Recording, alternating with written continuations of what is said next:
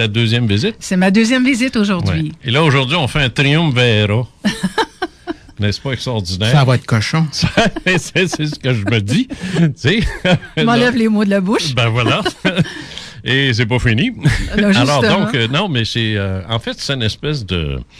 ce que j'annonçais, ce que j'essayais de décrire, c'est une espèce de brainstorm métaphysique, ufologique, paranormal, et ainsi de suite, parce que nous avons tous les trois cette passion-là. Tout à fait. Qu'on extériorise à notre façon. Toi, je te vois pas, il y a assez de pitants de micro. Oui, hein, on est comme voilà, ça c'est... On fait des angles morts l'un et l'autre avec la tuyauterie du micro. Là, c'est arrangé. Ça va mieux. Le triangle parfait, finalement. OK, oui, c'est ça. Alors, on est parti. On est parti. Le triangle parfait. C'est le triangle de Lévis. Oui, c'est ça. Oui. C'est pas les Bermudes, mais c'est Lévis. Et les idées ne se perdent pas. Justement. Au contraire. Avant, je vais juste annoncer des petites nouvelles. Là. C'est tranquille de ce temps-ci, sauf que j'ai un projet... j'ai été rencontré par des producteurs de séries télévisées, des vrais. Et c'est important, c'est intéressant pour moi parce que ça me permet, moi, de remettre à jour certains projets. Alors ça va... là, encore là, faut aller chercher le financement parce que c'est bon, ça, c'est pas ma partie. C'est confidentiel aussi, alors je peux pas dire de quelle maison de production il s'agit. Mais c'est juste pour vous dire que c'est ça, là. Je suis dans ça. Alors là, je travaille un projet de scénarisation pour faire l'émission pilote, puis...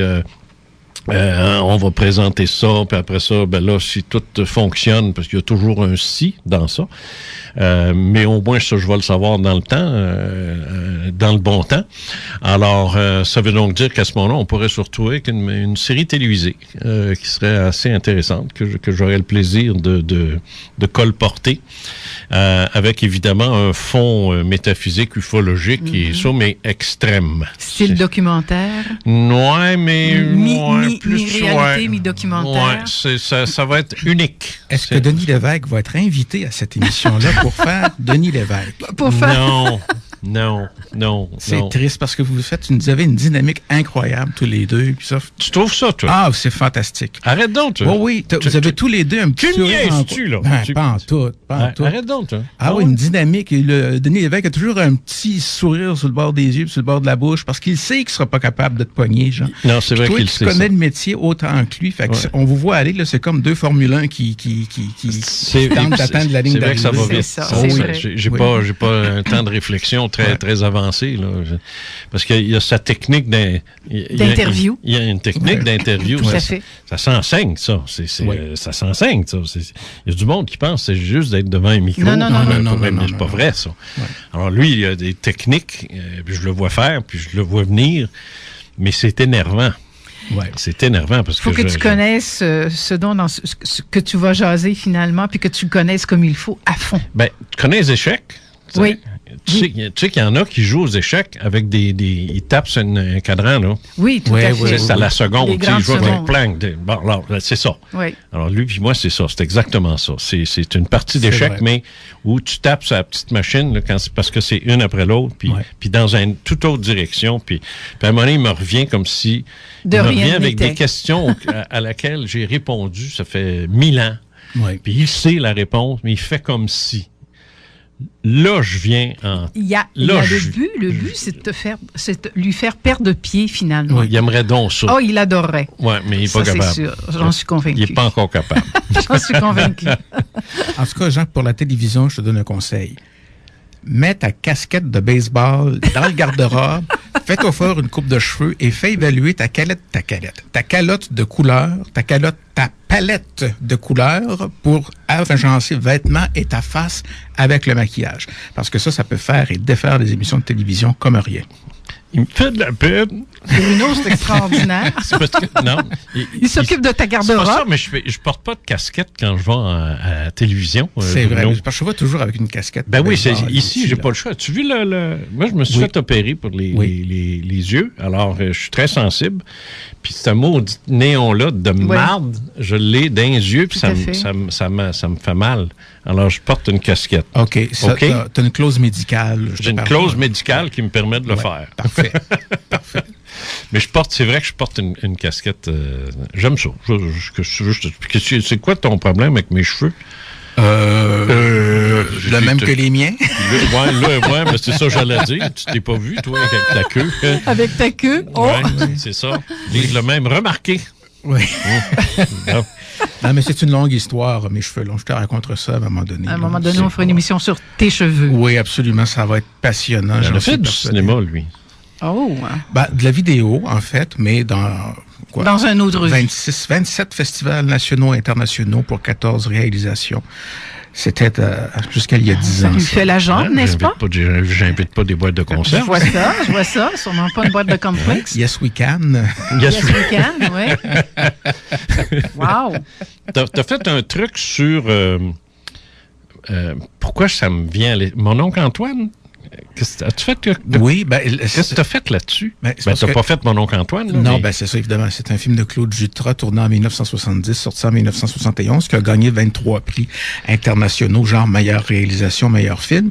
Mais j'étais revenu sur les lieux à Black Lake pour y faire tourner un film amateur par une équipe de films amateurs qui est dans le film. C'est un film sur un tournage de film qui, eux, ne savent pas en tout qu'ils sont sur le lieu de tournage du plus grand film québécois et canadien de tous les temps pour piquer un peu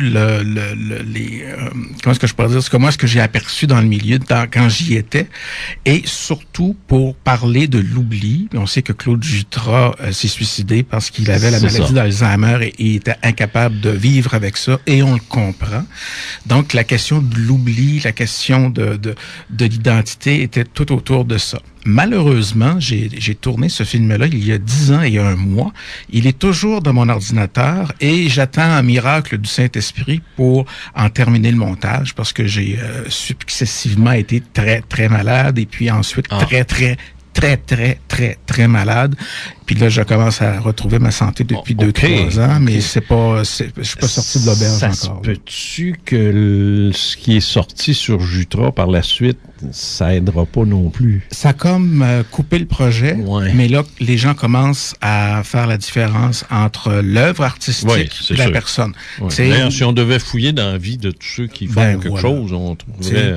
Léonard de Vinci, un de ses assistants mineurs, un petit jeune, c'était son chum. C'était son moineau. C'est ça, c'était son moineau.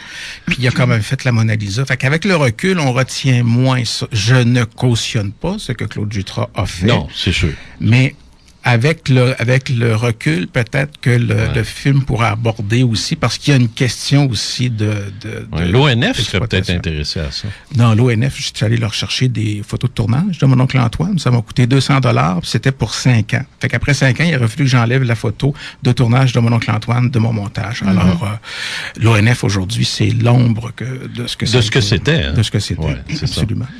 Bon, alors... Lise, je vois que tu as un bouquin entre les mains, puis je sais que tu veux m'en parler. Oui. Parce que moi, je vais sortir en septembre, il était une fois des humains et des extraterrestres. Tout à fait. Ce livre-là, j'avais le choix entre ça ou Nous sommes immortels, et j'ai choisi de mettre Nous sommes immortels sur mon site. Gratuitement, finalement. Bon. Alors ça, c'est terminé. Nous sommes immortels est terminé. Il est sur le site, c'est fini. Les 18 parties sont faites. Alors, allez-y à votre convenance. À votre guise. Je sais pas s'il va être là éternellement, mais en tout cas, là, pour le moment, il est là. Et il était une fois des humains, des extraterrestres, aborde toute la question de l'interaction du monde extraterrestre avec les humains depuis 1 million d'années. Fait qu'on on recule jusqu'à... On fait un petit bout, là. C'est ça. Mm-hmm.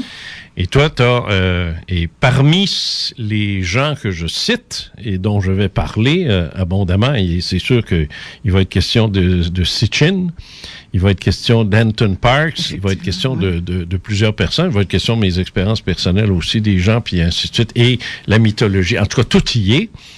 Et quasiment un cours sur la génétique cellulaire, parce que j'ai pas le choix. Mm-hmm. Les modifications génétiques ont été au cœur de notre relation avec ces êtres-là depuis toujours. Ça s'est terminé tout récemment. La dernière vague a commencé en 1942. Alors, c'est ça le bouquin qui s'en vient.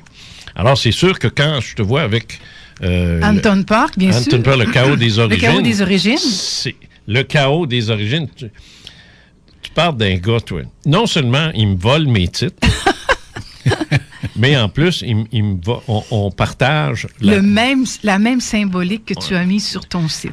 C'est ça que je voulais te montrer ce matin. C'est plus que ça, parce que Anton Park, c'est un channeler, dans le fond. Je le pense. Oui, il channel... Carrément, oui. Il channel un individu, Sam, là, comme il l'appelle, qui serait carrément un extraterrestre, tu sais, et qui lui ouvre la porte de tous les écrits sumériens, de tout ce qui s'est passé. Puis là, il nous raconte ça. Ça, c'est lui, ça. Mais la façon qu'il fonctionne, c'est exactement la même que moi. T'sais. Alors moi, quand j'ai lu Park, j'ai dit, mais ce gars-là, on fonctionne de la même façon. On parle pas des mêmes affaires. Lui est très visuel aussi. Moi, je suis pas visuel, mais les infos que je reçois, je les mets dans mes livres. Lui, les infos qu'il reçoit, il les met dans ses livres. C'est aussi simple que ça. Et on fonctionne de la même façon. Nous sommes tous les deux ce qu'on appelle dans la catégorie Kardec des médiums inspirés. C'est aussi simple que ça. Je connais Kardec, oui. C'est ça. Et j'en viens pas. Et lui parle... Le chaos des origines, il était une fois des humains, des extraterrestres. C'est ça. Je décris le chaos de nos origines. Ce titre-là, je niaise, j'avais pas ce titre-là en tête, mais je dis c'est ça que ça veut dire pareil, parce que c'était un maudit chaos, là. Ça s'est pas fait dans l'amour et il n'y a pas d'angélisme là, dans la façon que... Non, puis il n'y a pas de paradis terrestre non plus. Il n'y a pas de paradis terrestre, il n'y a rien de ça, là. On a été traité un peu comme... on a été traité comme Ron L. Hubert, le père de la scientologie. J'allais te le dire. Le dit, mais lui dit que c'est ce qui va nous arriver. Tu connais Hubert? Oui, c'est un des plus grands bandits de l'histoire de l'humanité. C'est ça, exact. Oui. Mais reste qu'il a écrit, ça peut être un visionnaire pareil, il a eu des visions d'une relation entre les extraterrestres et nous, puis il dit que c'est ça qui va nous arriver. Sauf que ce qu'il décrit, c'est ce qui nous est arrivé il y a 1 million d'années. C'est la différence. Oui, semble-t-il que c'est des visions, mais aussi des visites. Moi, j'avais lu beaucoup sur lui. Pas du côté, c'est comme tu dis, du fait que c'est un grand bandit. C'en fut peut-être un. Mais n'en demeure pas moins qu'au moment où on se parle encore aujourd'hui, puis, mon Dieu, dites-moi si j'ai tort, mais il y a un bouquin qui a été écrit par ce bonhomme-là, puis qui est resté carrément saisi par les États-Unis. Il n'a jamais été capable de le produire. Ah non? Apparemment, ce bouquin est conservé, tu dois savoir où, Jean, où les Américains conservent tous leurs objets hétéroclites. Et le bouquin est là. Et jamais, aucun gouvernement a voulu que ce bouquin circule. De ce que j'en ai appris via mes études et mes lectures, c'est que ce gars-là avait eu pas seulement que des visions, mais sur son bateau avait été visité aussi. Est-ce que ça se peut, je le connais pas assez pour ça, mais est-ce que ça se peut que on en ait fait un bandit avec ses idées ou il y en était vraiment un? Il y en a vraiment eu. Encore cette semaine, dans un État américain, ils ont fermé une église de scientologie parce qu'ils séquestraient des gens. Les gens étaient à l'intérieur, ils étaient barrés. Il vit encore, lui? Non, mais il est décédé. La scientologie... Non, mais c'est ça que je te dis. Est-ce que c'est pas l'Église qui est... Ça, c'est comme l'Église puis le Christ, là. Oui. Tu sais, le Christ est un bon yard, dans le fond, mais l'Église, c'est de la cochonnerie. C'est lui qui a mis au point la technique de on va se faire sécher la technique voyons. Je peux pas t'aider parce que c'est ça, c'est un petit appareil électronique. Oui, là, c'est reverse. Ça n'a aucune valeur scientifique, c'est comme mesurer les champs électromagnétiques. Ouais. À côté d'une prise de courant, il y en a plus. Dans le bois, il y en a moins. Tu t'en vas ailleurs dans le bois, il y en a plus. Ça n'a aucune valeur scientifique. Ces fameuses... c'est lui qui a mis ça au point. C'était sa petite machine. C'était sa rue Marthe à lui. Et il y avait aussi la fameuse technique de sudation où est-ce qu'il faut se repentir en étant dans un sauna pendant des heures et ça pendant des journées entières. Parlez-en à Tom Cruise. C'est de l'abomination. Mais c'est attends, là, ça, la sudation... A toujours existé. Ça a toujours existé chez les chamans. C'est la technique des shaking tent, en anglais. Les Amérindiens. Les Amérindiens font ça. J'ai fait ça, moi. Ben oui, mais c'est ça, c'est que le phénomène et sa pathologie, là, c'est un instrument qui va à l'encontre de l'individualité. On casse les gens avec ces techniques-là. On les casse aussi à leur sortant toutes sortes de bouts de leurs affaires. Moi, j'ai passé leur test de personnalité, puis ça a pris 1h15, puis là, j'étais sur le point d'exploser, puis là, il fallait que j'embarque, puis là, on voulait me vendre sous pression les livres. Mais est-ce que c'est une vraiment... secte? C'est une secte. C'est pas parce que je veux plaider pour lui, mais comme a si bien dit Jean, qu'est-ce qu'on a fait de Jésus? Jésus était une chose et la religion en fut une autre.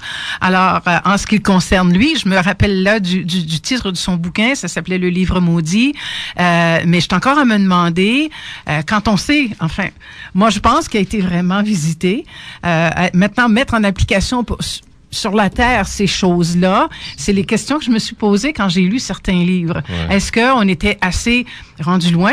Permettez-moi la parenthèse évoluer pour être en mesure, nous, les humains d'ici-bas, de rentrer dans ces applications-là. Moi, je suis encore avec le point d'interrogation, puis je t'avoue, Jean, curieuse comme je suis, j'aimerais ça mettre la main sur le livre maudit en question, mais qui est scellé, qui est gardé par les Américains. Je sais pas, c'est la première fois que j'entends parler. C'est une excellente façon de faire du marketing je parle pas de vous, Lise, mais de dire qu'il y a un livre. De toi, Lise, oui. voilà.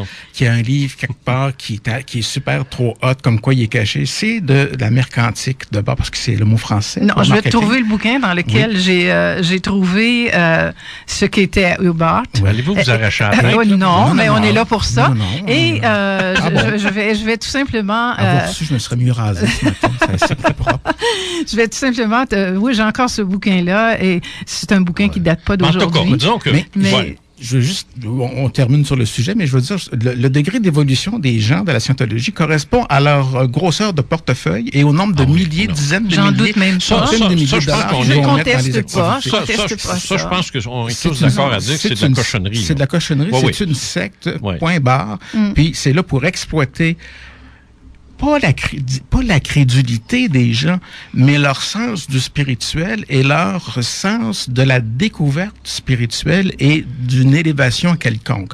Or, dans toute chose, il y a des personnes qui sont bonnes, qui donnent, qui offrent, puis il y a des voleurs, il y a des crapules. C'est ça. Alors, la scientologie, c'est dans la catégorie, excusez-moi, crapulot de la chose. Je ne veux pas avoir de différence. Mais ceci étant dit, tu me fais dévier de mon sujet. Alors moi, je voulais parler d'Anton Park. Oui, Anton Park. C'est moi qui est coupable ici qui a parlé de Ron Hubert. Puis moi, tout ce que j'essayais de dire dans ma modeste intervention, c'est que Hubert a eu une vision qui est dans le futur. C'est là-dessus qu'il se base pour parler de la scientologie, ce qui va nous arriver, alors que moi je dis que ce qu'il raconte, c'est ce que Sitchin raconte. C'est ce que Sitchin raconte. Mais qui s'est passé dans le passé, exactement. Et non pas dans le futur. Exact. Alors c'est juste ça, je voulais dire. Tu sais. À part de ça, c'est ton émission quand même. Aussi, Lise et moi, on t'a empêché de parler pendant 3 minutes. C'est quand même formidable. C'est quelque chose. On a réussi Tiens, je vous donne la main, ma chère Lise. Voilà. C'était les faits maudits, mes invités. OK, bon, là, Anton Park, le livre en question, ce que j'ai trouvé drôle quand tu me l'as montré, Le chaos des origines. C'est pour ça que je l'ai apporté.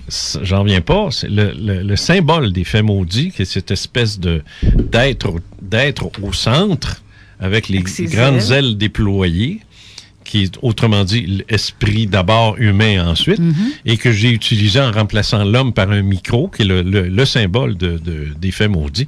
C'est ce qu'on retrouve exactement ici. J'ai l'impression que c'est peut-être sur un autre plan. Vous avez peut-être été en communication, ou vous le serez peut-être, parce que moi, je suis en contact avec Anton Park, et il m'a dit qu'il viendrait, bien sûr, en 2018 au Québec, parce que, il sait que c'est francophone, il est très intéressé. J'ai dit que comment j'avais lu ses livres et que je n'en revenais pas, et qu'au Québec, on était ouvert à cela. Et j'ai dit à Jean ceci. Dès que j'ai le feu vert qui me dit « je rentre à Québec », moi, je vais en contact avec Jean, c'est sûr et certain. Je pense que les deux auront beaucoup à se dire, ils n'oublieront jamais le moment où ils se sont rencontrés. Parce que Jean vulgarise à sa façon, à sa manière, en bon Québécois qu'il est, ce qu'il vit, ce qu'il ressent. Et notre Anton Park le fait lui aussi à sa façon, à sa manière. J'ai resté surprise parce que il est parfaitement français, le monsieur. Je pense qu'il est origine australienne, mais mais le français, il n'y a aucun problème à s'exprimer. Mais le bouquin qui s'en vient, j'ai oublié le titre, mais il va sortir au mois de septembre, quasiment en même temps que le tien. Alors, je te donnerai vraiment les tenants et les aboutissants de ce bouquin-là. Celui-ci, c'est que ça parle exactement comme Jean, à sa façon, à sa manière, de ce que ce fut. On parle de chaos. Imaginez, allez donc dire à monsieur et à madame tout le monde que, je pars juste avec le paradis terrestre, Jean. Ça n'a jamais existé. Je regrette, c'est pas de même que ça s'est passé. Non, Anton en parle, Jean en parle, et sûr. Setchin en parle. Je regrette, là, ils l'ont colonisé, le paradis terrestre. Puis ils sont venus avec des machines géantes. Et puis, oui, bien sûr qu'il y avait là un ange qui gardait les portes du paradis terrestre. Mais ce n'était pas un ange. Taper sa table. Voilà, excusez. Alors, c'est pour ça que je te dis, quand on s'y met, moi, un de ces livres, Les étoiles sombres, j'ai passé un été dedans.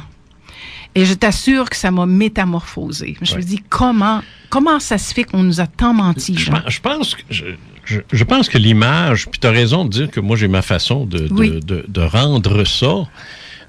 L'image, je l'ai eue hier, ça. Parce que hier, j'étais à Montréal, une réunion d'affaires là, pour mes projets puis tout. Et je regardais les gens. Moi, je suis un countryside. Moi, je suis pas un gars de ville. Je suis pas urbain, tu sais, fondamentalement. Je suis capable, je suis pas innocent, là, je suis capable de me déplacer. Comme tout le monde, là. tu peux te déplacer à Montréal. C'est ça, je suis capable de me déplacer à Montréal, là, mais je suis pas là comme un cutéreux là, qui se demande c'est quoi toi, tu sais, bon. Mais reste que... Il me regarde quand il dit ça. Hein? J'ai pas le choix, t'es devant moi. Est-ce que tu te sens visé? J'ai pas le choix, t'es devant moi. Il faudrait qu'il me regarde. Donc, mais j'étais assis sur juste à côté du Starbucks, là, sur la gauchetière, là. Fait que j'étais assis là-dessus, sur une espèce de truc en ciment. Alors là, j'avais tout le monde qui passait devant moi, tu sais. Puis j'ai regardé aller. Et la vibe que ces gens-là dégageaient, ils sont là pour gagner leur vie. Et ils sont tous stressés. Ils ont tous des questions sans réponse. Sont rares ceux qui ont des réponses à leurs questions. Tout le monde a des réponses, a des questions. Tu le vois dans leur démarche. Ils sont pressés. C'est tendu. Tu le sens, ça. Tu le ressens. Et là, l'image qui m'est venue, c'est celle d'un immense bocal de poisson rouge. Alors, tu as un bocal de poisson rouge avec un beau gravier rouge et bleu, un petit château en plastique, des petits bonhommes, puis ainsi, tu peux décorer l'intérieur d'un aquarium. Puis là, je parle d'un gros aquarium, là, mais ça reste un aquarium. Et dans ça, tu as des poissons rouges. Et ces petits êtres-là, qui existent pour vrai, là, se nourrissent, ils font leurs affaires, puis ils vivent, puis ils tournent en rond, puis ils vivent. Mais leur vie, au niveau de leur capacité mentale, c'est une vie, ça. C'est leur existence, ça. Ils n'en demandent pas plus. Mais surtout, ils ignorent ce qu'il y a à l'extérieur de leur bocal. Totalement. Ils ne savent pas, qu'ils sont dans un bocal, première des choses. Ils savent pas qu'à l'extérieur de ce bocal-là, il y a une pièce immense, tu sais, par rapport à leur bocal. Mais ce qu'ils savent pas, c'est qu'il y a des rivières, il y a des lacs, il y a même des océans, où là, il y a comment je pourrais dire, des multiples d'eux-mêmes, mais différents. Tout à fait. D'autres races, immenses comme une baleine bleue, tu sais, qui en demeure pas moins un animal marin comme eux. Alors là, je me suis vu en train de rentrer dans le bocal avec mon seau de conférencier et d'annoncer, de me planter devant les poissons rouges et de leur dire, mes amis, bonjour, j'aurais quelque chose à vous dire sur vos origines, sur ce qui se passe ailleurs, et de me faire expulser de l'aquarium. Pas à peu près. Et je vais te dire pourquoi.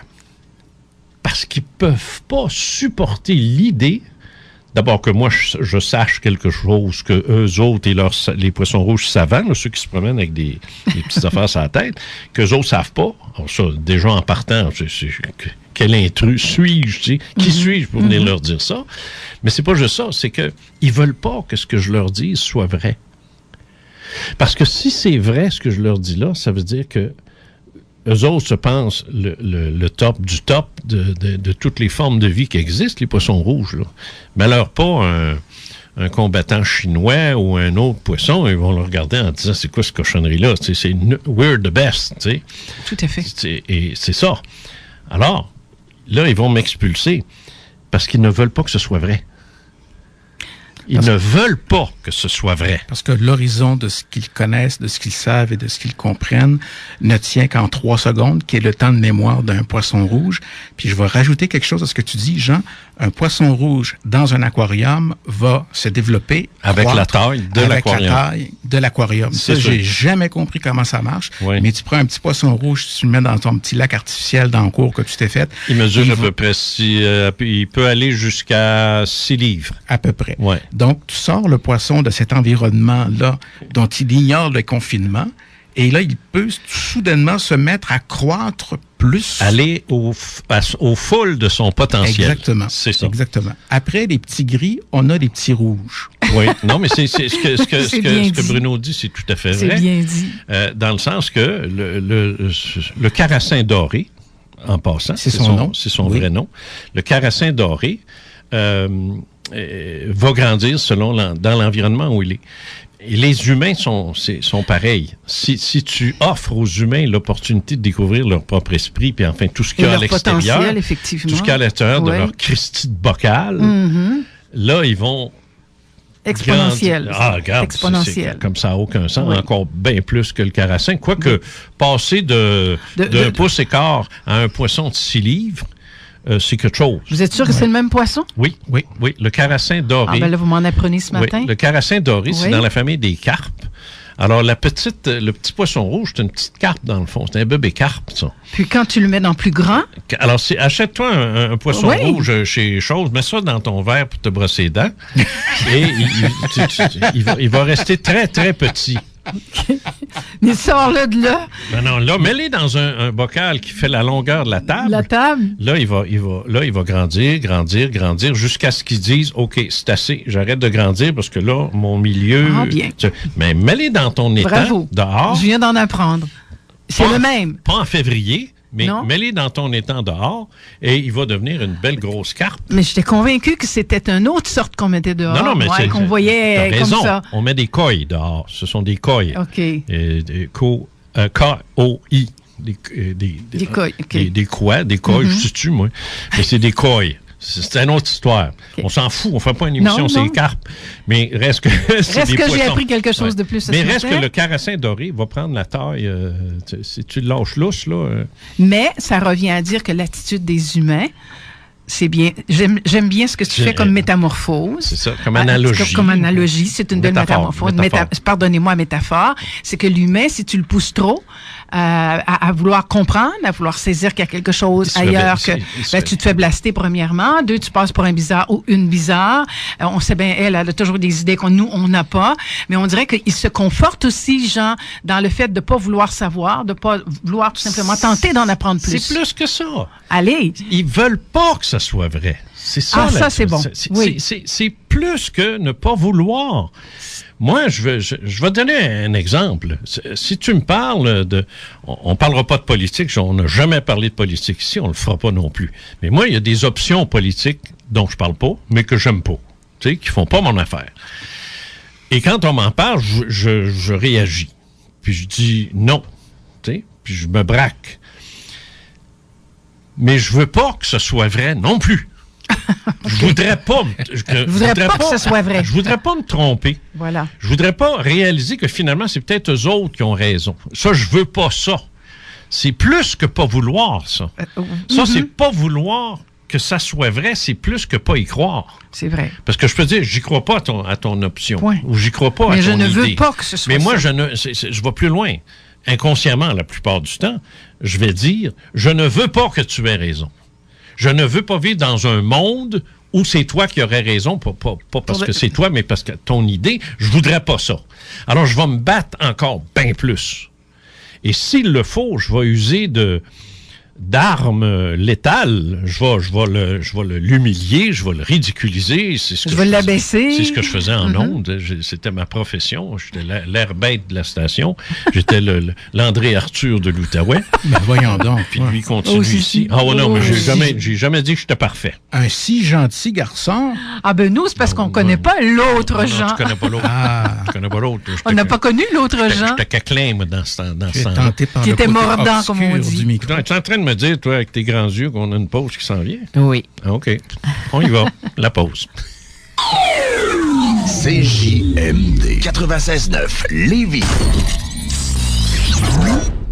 Chaque citoyen a droit aux mêmes informations sur la santé, le budget, l'état des routes ou tout autre service gouvernemental. Il est d'une importance capitale que le gouvernement utilise tous les moyens possibles pour rejoindre l'ensemble de la population. À commencer par la radio régionale. De Montréal à Fermont, l'information doit être la même pour tous. Le gouvernement a le devoir d'atteindre chacun d'entre nous, peu importe la façon dont nous choisissons de nous informer. Un message de l'Association des radios régionales francophones et de l'Association des radiodiffuseurs communautaires du Québec. Pourquoi acheter un véhicule neuf pour qu'il y ait 25% de valeur qui s'évapore sans raison dès qu'on est sorti du garage? Soyez plus futé que ça. Contactez Automobile Prestige DG. Ils ont le véhicule pour vous et sinon, ils vont le trouver. Service courtage, achat, vente, échange, Automobile Prestige DG. C'est eux que vous appelez pour trouver votre prochaine voiture. C'est tout. 88 609 46 48. En plus, ils sont spécialisés en financement automobile. Première, deuxième et troisième chance au crédit sont disponibles. Laissez-vous prendre en charge. Automobile Prestige DG, 771 Jacques Bédard à Québec, 88 609 46 48. Arrêtez de chercher et trouvez. Pas besoin d'être un fervent écolo pour récupérer, juste besoin de vouloir acheter intelligemment. Pourquoi payer 10 fois le prix pour du neuf quand on peut avoir de l'usager qui fait parfaitement le travail? Pour vous trouver des vêtements, des meubles, de la vaisselle, des décorations qui vous conviennent, faites comme moi, allez à la ressourcerie de Lévis pour vous assurer des meilleurs choix dans l'usager. Du magasinage sans culpabilité, des résultats inespérés. Anciennement le Génie Bleu, la ressourcerie de Lévis se trouve au 24 rue Charles-Acadieux, entre la route du président Kennedy et les Galeries Chagnon. Commencez vos courses par là pour pas manquer de place dans l'auto, mais surtout pour pas payer trop cher pour rien. Pour la place, en fait, c'est pas trop grave. Ils livrent à 15 $ partout à Lévis ou gratuitement presque partout dans la grande région si on achète pour plus de 250. Puis pour ce prix-là, on a du stock à la ressourcerie. Plus d'infos, 838-8889, la ressourcerie de Lévis, là où l'économie sociale prend tout son sens, 24 rue Charles-Acadieux. Métallurgiste Saint-Hilaire, vous êtes en pleine rénovation? Des travaux à terminer? Métallurgiste Saint-Hilaire, depuis 1946, c'est la compagnie pour effectuer vos projets sur mesure. Balcon, escalier, clôture, garde-corps, petite structure, projet sur mesure. Vous contactez Métallurgiste Saint-Hilaire, 88 683 3226 ou rendez-vous au msth.ca. Pour terminer vos travaux en beauté, contactez les pros du métal Métallurgiste Saint-Hilaire, msth.ca. De fiers supporters de votre alternative radio. 96.9. Tu cherches un endroit pour regarder tes films préférés?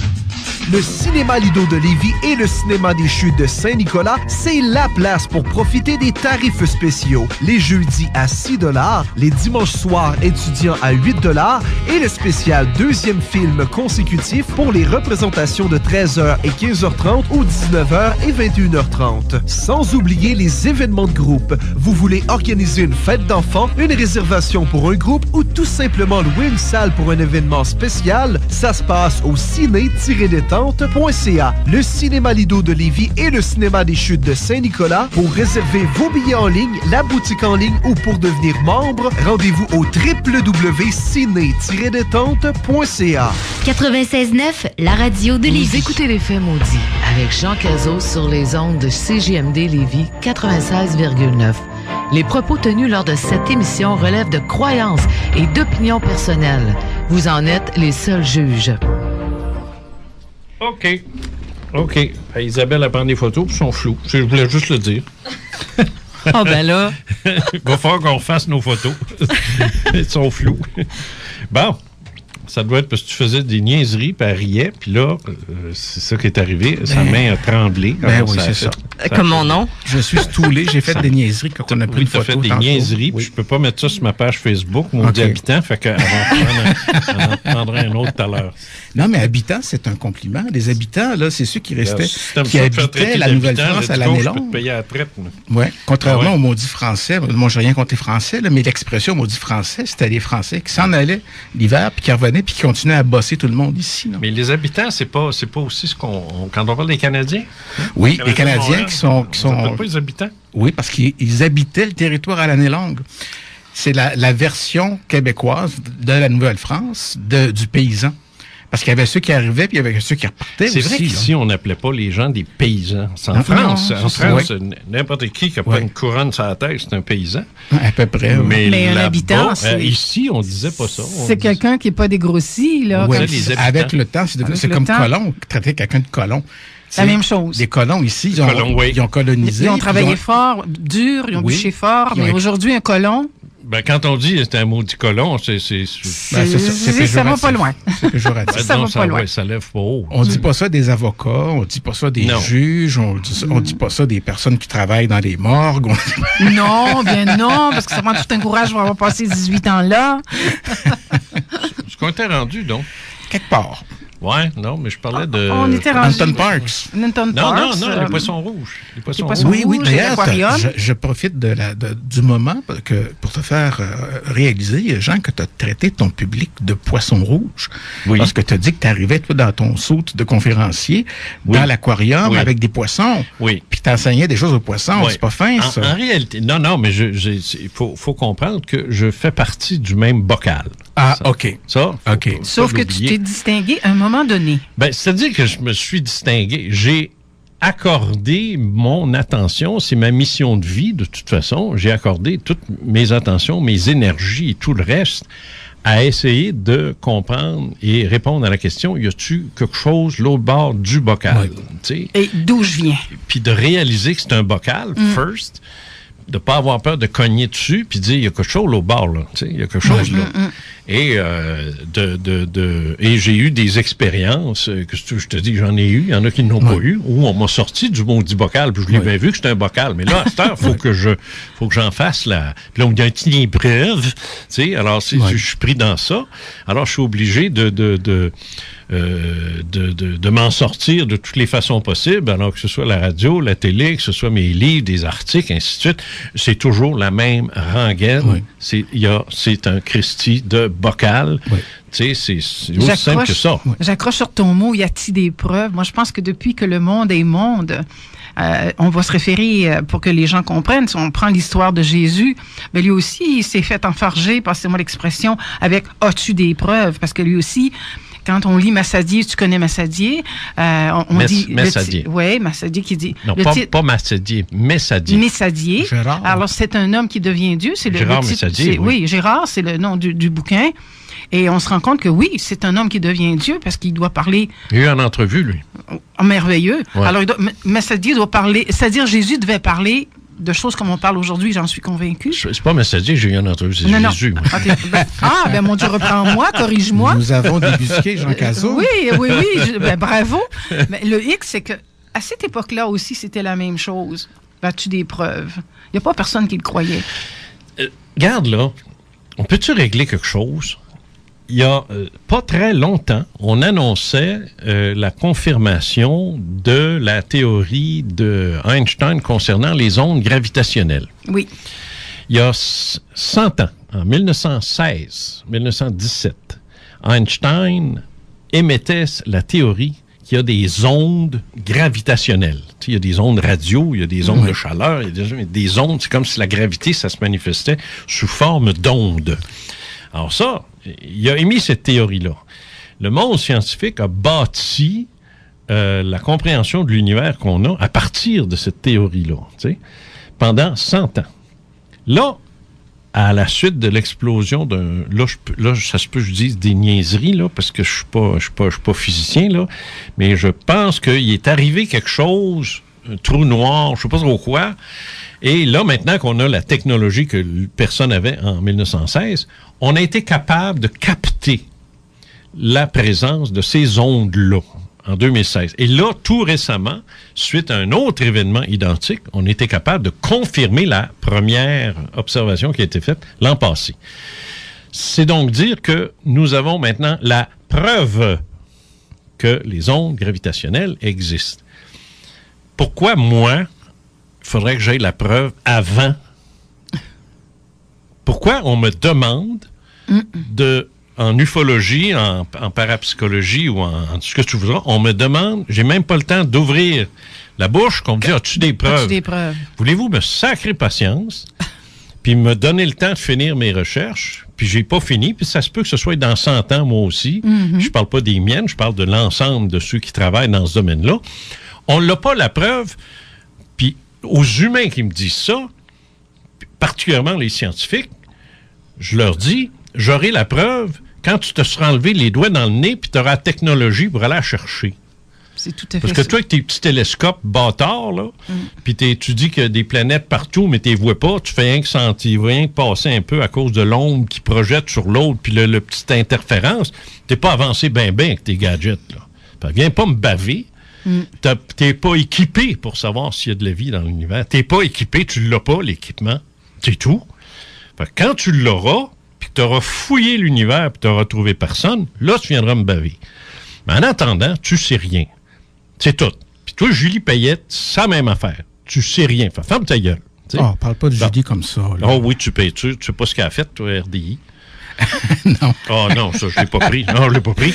Moi, je l'ai fait, tout le monde en parle, là, mais... Non. À RDI, elle a carrément dit que les gens qui voient des soucoupes volantes... Oui, tout à fait. Je l'ai pris. C'est des petits promeneurs du monde bien ordinaire. Puis nous, évidemment, dans la station internationale, des ovnis, on les verrait.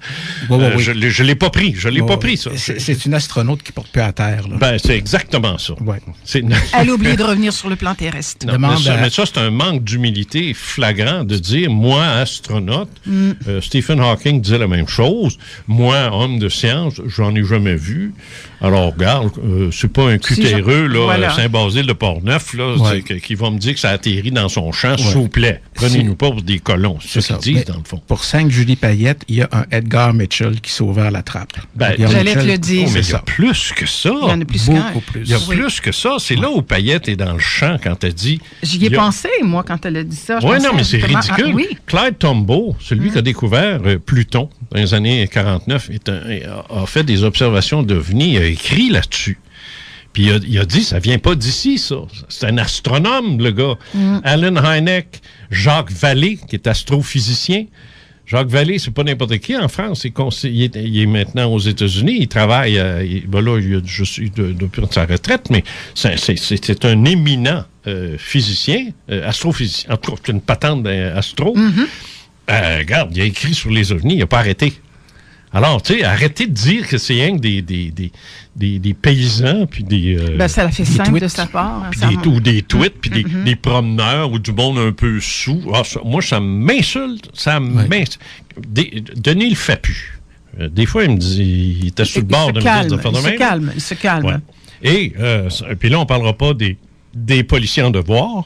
On ne parlera pas des militaires en devoir. Et j'insiste quand je dis en devoir. Parce des pilotes d'avion qui n'ont pas le droit de parler puis qui n'ont pas le droit de... Qui n'ont pas le droit de parler en vertu de l'entente canado-américaine qui est le AFR 200-2. Ensuite de ça, les policiers, moi j'ai fait affaire avec des policiers. Tu sais, on peut dire, un policier, il a une qualité s'il est policier, il observe. Ok, si. Il n'y a pas le choix, il observe. C'est sa job. Ça fait partie de son... un de mes amis, qui est un ancien policier, me disait, il dit, nous autres, les polices. Il disait pas de même. Si Marc m'écoute, il va m'aimer. T'aimeras pas. Non, il disait, on pense sale. Il dit, notre job, on pense sale. Quand on voit quelqu'un sortir d'un magasin... On pense que... On se prépare à ce qui est fait de quoi. Surtout s'il sort puis il a l'air nerveux, on pense sale. Toi puis moi, on s'en va dans le même magasin, on le voit le même gars. On l'observera même pas. On l'observe remarquera pas. Parce que c'est pas... on rentre dans le maudit magasin, puis c'est tout, tu sais. Si quelqu'un nous dit, as-tu vu quelqu'un sortir là? Peut-être, tu sais. Puis là, comment est-ce qu'il est habillé? Je sais pas, tu sais. Mais le policier, lui, en devoir ou pas, il pense sale tout le temps. Pourquoi? Parce que comme un médecin pense maladie, parce que ce qui rentre dans son bureau, c'est du monde malade. Oui. Alors, il regarde la pupille, il regarde les cuticules des ongles, il regarde les...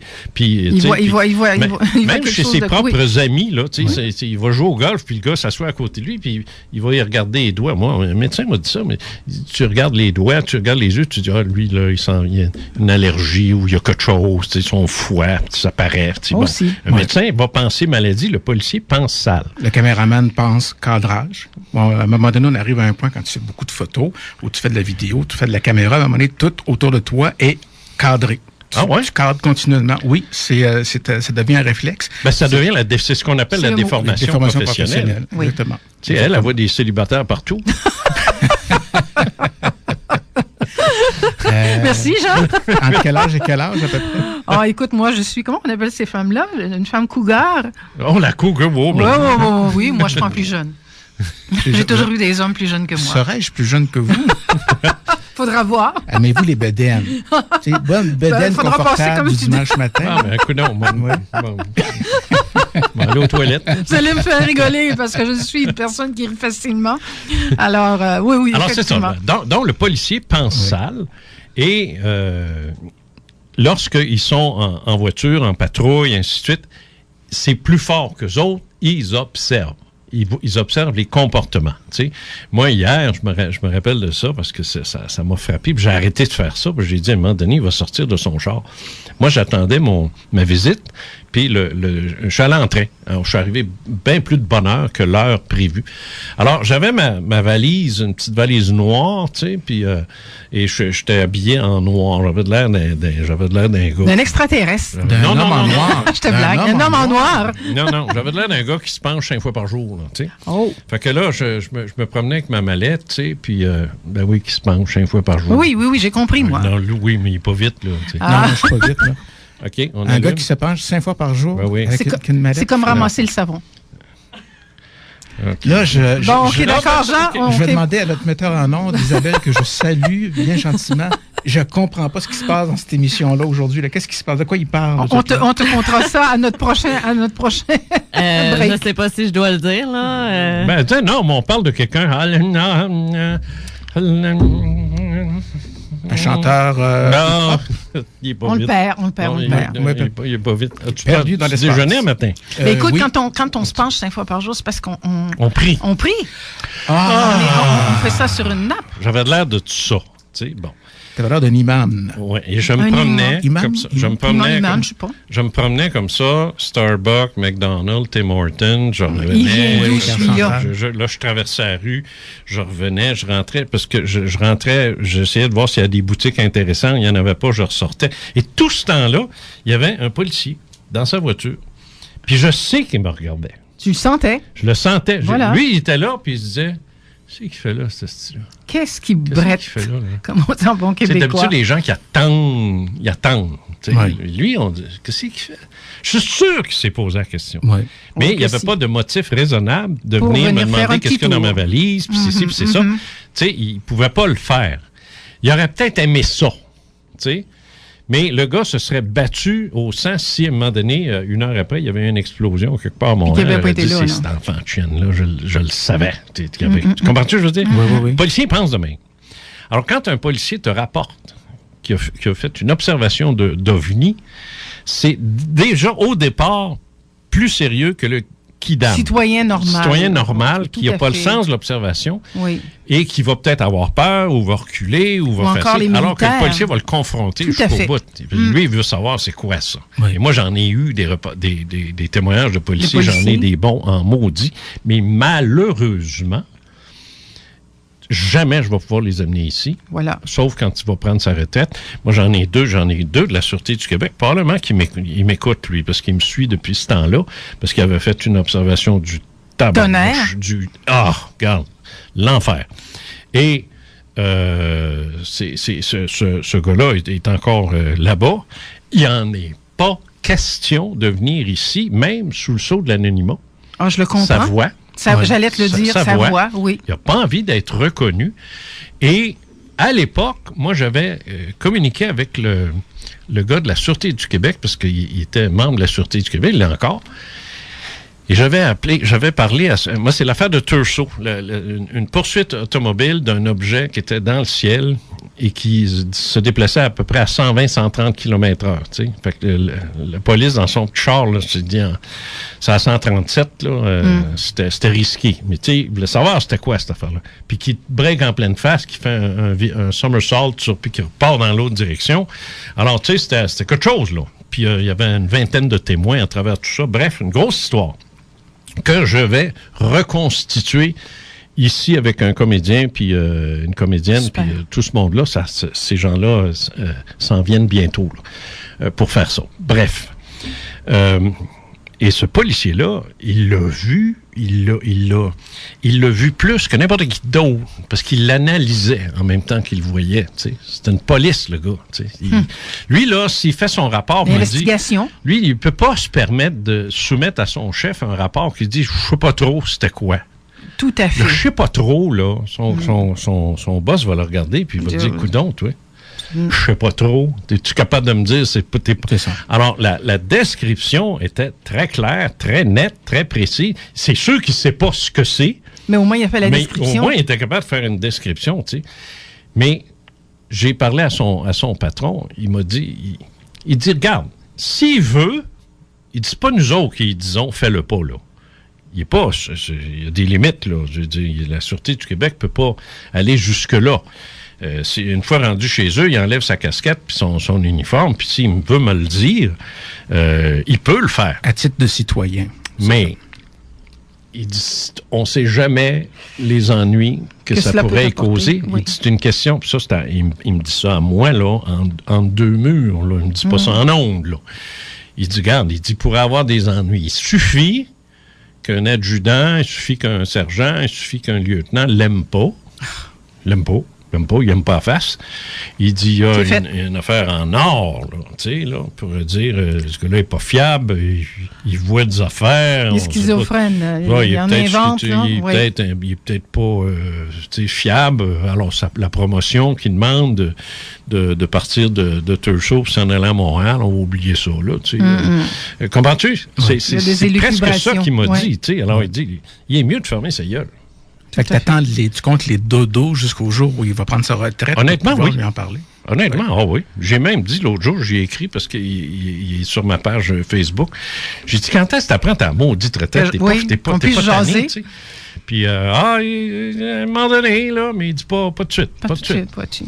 Tu sais que c'est l'histoire aussi des grands, j'appelle ça les grands Américains qui ont osé parler, ceux qui ont été dans l'espace, puis qui ont osé dire qu'eux, ils ont vu quelque chose, puis qui ont été contestés, mais ils ont attendu à leur retraite pour le dire. Alors, c'est pour ça que je te dis, on vit la même chose ici, même si on est au Québec. J'étais au 93, la station de radio Saint-Sacrement, j'étais là.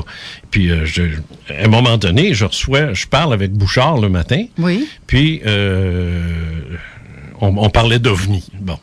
Est-ce que je travaillais là encore ou j'ai été invité? Je ne me rappelle plus. Je pense qu'il m'avait invité. C'est ça. Alors, je ne travaillais plus là, mais j'ai travaillé là. On travaillait ensemble tous les deux. Oui. Alors là, je reçois un téléphone. Le gars dit, il dit au recherchiste, il dit à M. Cazot, moi, j'étais opérateur de radar en Allemagne. Il dit, il y a des choses que j'aimerais lui dire. Il me dit ça, moi. Fait que là,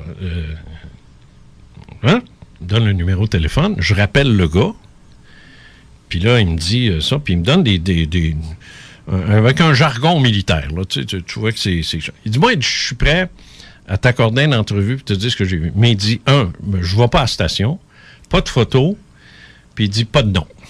Et tu sais que ça vaut rien, mais tu dis, oh non, c'est pas ça, non, ça vaut quelque chose, tu sais. Fait que, c'est correct.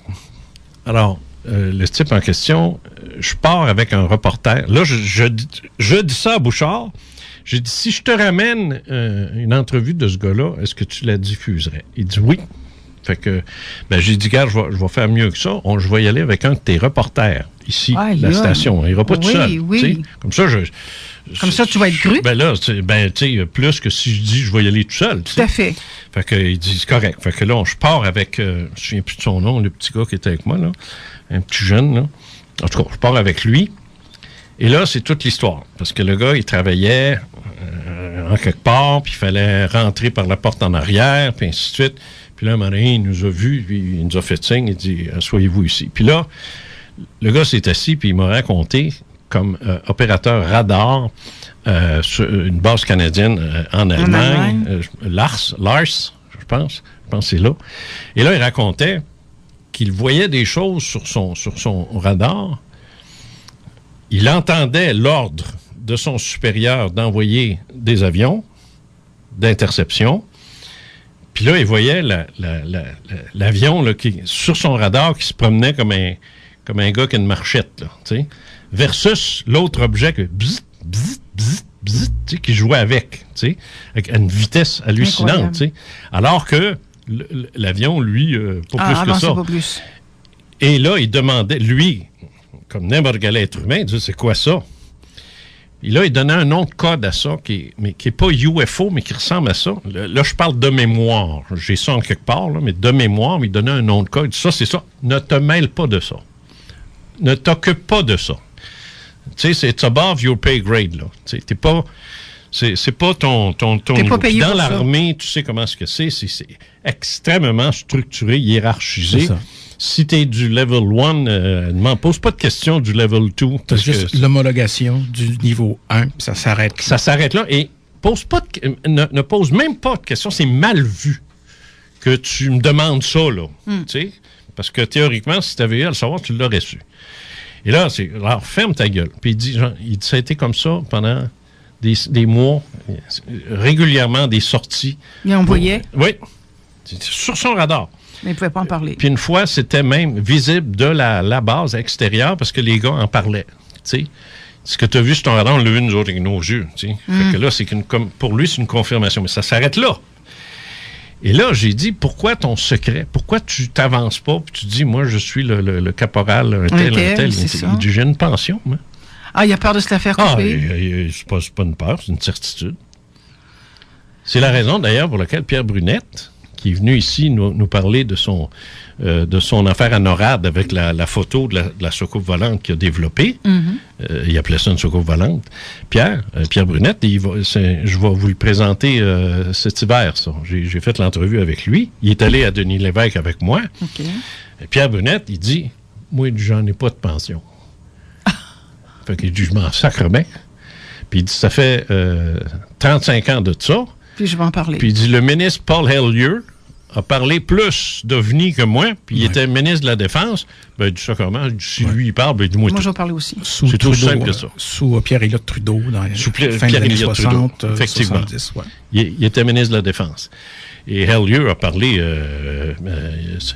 il a parlé d'extraterrestres, mais le seul journal qui en a parlé, c'est le Ottawa Citizen. Pas un journal au Québec en a parlé. Pas un. On est les pires. Tu sais, ici... Oui. Ici, au Québec, nous sommes, je l'ai écrit ou je l'ai dit, nous sommes la pire place, une des pires places. On est des mécréants? Oui, mais en plus, on est des francophones barrés à 40. Les pires que nous autres, c'est les Français. Ouais, on est bouchés. C'est un problème qu'on a, la francophonie. On est fermé à ces affaires-là. Oui, la France aussi. C'est ce que je te dis, c'est des pires. Aïe, oui. La France est pire. Pire que nous. Les Anglais, ouverts. Pas possible. Ouverts à ça, les Américains, on n'en parle pas. Les Espagnols, encore plus. C'est juste la francophonie. C'est la plus belle gang de bouchers qu'il n'y a pas sur la planète. C'est nous, les Français, les Belges, puis les Suisses. Les Belges. Alors, c'est fermé. Moi, j'ai vécu 2 ans en France. C'est épouvantable. Ils sont encore à la chasse aux sorcières, tu sais ça? Ah, c'est épouvantable. Il ne faut pas parler d'ésotérisme, il ne faut pas parler de c'est ça. Il y a un psychologue qui m'a ri, un psychologue, rue de l'Opéra, qui a écrit un livre extraordinaire. Je vais le voir, je fais une entrevue avec lui. Super fin, le gars. Ah, gentil, puis ainsi de suite. Puis d'une ouverture d'esprit extraordinaire. Il m'invite à souper, à dîner. Il m'invite à dîner chez lui. Fait que je vais avec ma femme, on arrive là, puis regarde, on est reçus comme des rois, puis bon, puis ainsi de suite. Et la discussion, et finalement, ça tombe sur l'ufologie, bon Dieu. Mais c'est en 2000. Moi, j'ai pas 45 livres comme aujourd'hui sur le marché, j'en ai juste 2, tu sais. Mais puis, je suis plus ben dans ça à ce moment-là, je suis plus dans la métaphysique. Mais j'y parle quand même de ça. La réaction, c'est effrayant. Il rit de moi. Carrément. Je suis son invité, je suis chez lui. Chez lui. On a fini le dîner, on est au digestif, tout est beau, puis il rit de moi, l'enfant de chienne. Mais non, pas franchement, allez, mais non. Ah, ça c'est... Puis là, je vais dire, va donc chier. Ben oui. Si. Ma femme me tenait par le bras, parce que j'ai dit... Tu me piques. Je commence-tu par le haut ou par le bas? Qu'est-ce que je démolis? T'allais le guillotiner. Non, mais c'est épouvantable. L'audace de te rire en plein visage. De me rire en pleine face comme ça, en me traitant de con. Il m'a pas traité de con, mais il m'a traité comme un con. C'est à un point que j'y ai dit... À un moment donné, j'ai dit, c'est pas un dîner de con, notre truc, hein? Non, mais tu sais, c'est à l'époque, hein? Ça roulait, ça. Sortir, ça, cette affaire-là. Oui. J'ai dit, dis-moi pas que je suis le con de son... Parce qu'il avait invité quelqu'un d'autre. J'ai dit, ça y est, je suis le con. Souper. J'ai pensé ça. J'ai dit à Hélène, si c'est un dîner de con, j'ai pète la gueule. J'ai fait manger son Christy de plat de nouilles par le bas. T'sais. Ah non, ça va mal finir. J'ai dit, moi, là, je suis pas d'humeur à faire niaiser. Pas ici en France, oublie ça. Pour faire niaiser. C'est pas un Christy de Parisien qui va me... C'est les pires, les Parisiens, Jean. Alors, ça a été une très mauvaise expérience. Il est revenu un peu plus tard en disant, ouais, bon, d'accord, j'étais un peu loin, mais quand même, c'est ça. Puis quand tu auras appris à parler comme du monde, tu me parleras. T'sais? Ah non, j'étais furieux. Par contre, ils ont, de façon assez incroyable, ils ont en France, ils ont 2 commissions d'enquête financées par le gouvernement, qui est le GEPAN.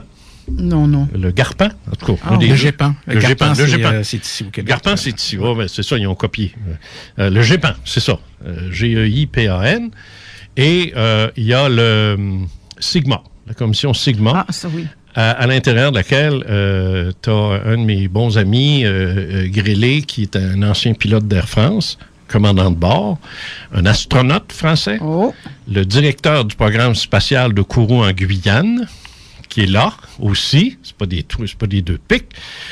Les auteurs du rapport Cometa qui a sorti en 1999, qui a été présenté au président de la République en disant que devons-nous faire face à une éventualité. À une éventualité, que devrait être notre programme de défense. Tu sais, je veux dire, c'est pas des tweets, là. Puis c'était tous des gars des renseignements généraux, puis des anciens militaires, puis Alors, ils ont cette contrepartie-là, sans oublier la lettre magnifique du contre-amiral. Ça, tu iras sur Google, faut que tu lises ça. Le contre-amiral, c'est une... je pense pas qu'on ait ça ici dans la marine, là. Contre-amiral, je sais pas. Mais en France, ils ont ça. Un contre-amiral. Je ne sais pas ce que c'est un gars qui est toujours contre son boss. C'est quoi l'histoire, mais en tout cas. Ben, ça, c'est normal aussi d'être contre son boss. C'est ça, ces affaires-là, ouais. Alors, le contre-amiral Gilles Pinon, P-I-N-O-N. Tu iras voir ça. Il a écrit une lettre au président de la République. Elle est absolument magnifique. C'est d'une intelligence et d'une profondeur sur la nécessité de prendre le phénomène OVNI au sérieux. Mais toi qui sais tant de choses et qui as fréquenté ces gens-là, tu as lu énormément aussi. Je te pose la question piège aujourd'hui. Allez. Jean, est-ce que tu penses, écoute, on est tout petit, nous, dans l'univers, mais crois-tu sincèrement que c'est appelons-les les êtres pour qu'on se comprenne, ces êtres venus d'ailleurs, ces extraterrestres viendraient carrément tout simplement nous attaquer? Non. Moi, je le crois pas, moi non plus. Non, c'est pas ce que je dis. Mais je dis qu'il y a des gens très sérieux qui accordent une importance telle à ce phénomène-là qu'ils en sont rendus à parler de menaces. Je m'en fous de ce qu'ils pensent. Non, mais ça n'a pas d'importance ce qu'ils pensent. C'est juste le fait qu'ils accordent une importance au phénomène. C'est ça. Moi, c'est le point sur le... Après ça, les raisons pour lesquelles... Parce qu'ils craignent une invasion, en quelque sorte. C'est sûr. Ils craignent une invasion. C'est des militaires. C'est leur métier. Ils pensent sale, eux autres aussi. Oui, c'est ça que j'allais te dire. Eux autres aussi pensent sale. Un militaire, s'il ne pense pas ennemi, qui deviennent laitiers, là. Tout à fait. Tu sais, je veux dire, tu peux pas... ils veulent se batailler. Il n'y en a plus de laitier. Mais en tout cas... il n'y a plus de bouteilles en vitre non plus. Je reviens des années 50. Il y a un lien entre les deux. On vient de découvrir une conspiration. Le laitier et la bouteille en verre sont disparus en même temps. Ah. Voilà. Est-ce que tu penses que la Terre est plate, Bruno? Philosophiquement, oui. Disons qu'il y a des endroits plus agréables. C'est bien répondu. C'est bon, Bruno. Moi, je trouve qu'elle est ennuyante. Oui, c'est ça. On est l'objet d'une télé-réalité. Hein. Il y a un paquet de soucoupes volantes invisibles, évidemment, qui nous filment, qui nous enregistrent, puis ils passent ça il y a un canal Terre, là, sur le Vidéotron de la galaxie. Ouais. Puis ils nous regardent aller, puis ils sont morts de rire. Justement, qui couche avec qui? Exactement. Puis c'est ça, nous voir aller, nous voir se débattre. Mais ce que tu dis là, en blague, je pense que c'est l'analogie de mon bocal de poisson rouge. Oui, exactement. Oui, ça revient exactement. On est là, on est planté devant l'aquarium, puis on regarde aller, tu sais. Puis, exactement.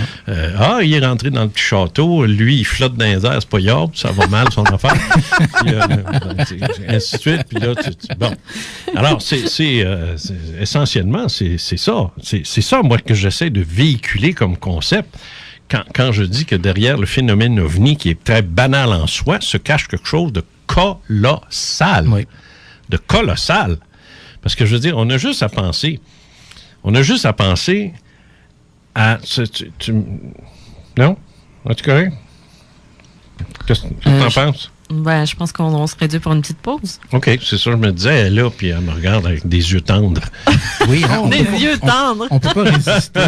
C'est beau, ça? OK, d'abord. Mais je reviens avec mon histoire, par exemple. OK, vas-y. 96.9 CJMD. Des ondes complètement malades. Les deux snooze, politique correct. Elle vous fait peur?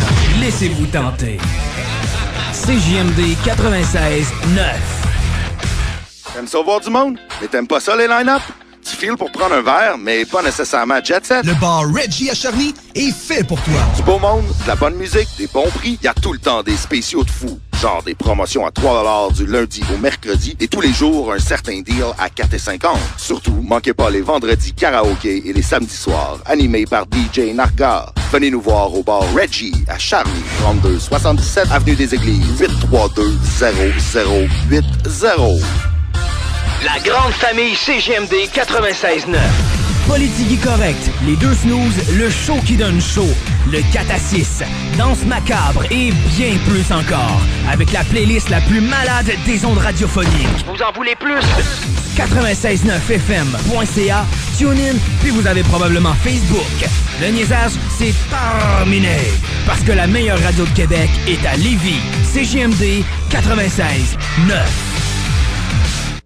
Vous voulez vous assurer que votre véhicule préserve sa valeur de revente? DMH Esthétique Auto Alternative. Vous voulez mettre toutes les chances de votre bord? David Martin-Hamel vous arrange ça au meilleur prix. Dégraissage après anti-rouille, compound, cire, shampoing moteur, tache de calcium, traitement pour les odeurs, restauration des phares. DMH Esthétique Auto Alternative. 581-995-7402 au 155A rue Louis-IX à Québec. C'est ouvert à l'année avec un lave-auto en plus. Le resto Méli-Mélo, c'est 120 possibilités de poutine avec 7 choix de sauce, du poulet à la broche, la meilleure pizza en ville, le comptoir pour emporter, le meilleur endroit pour commander à Lévis quand vous avez faim. Pourquoi cuisiner? Composez le 835-008 et profitez du spécial. À l'achat d'une 12 pouces Garnier Plus, on vous donne une poutine 7 pouces régulière.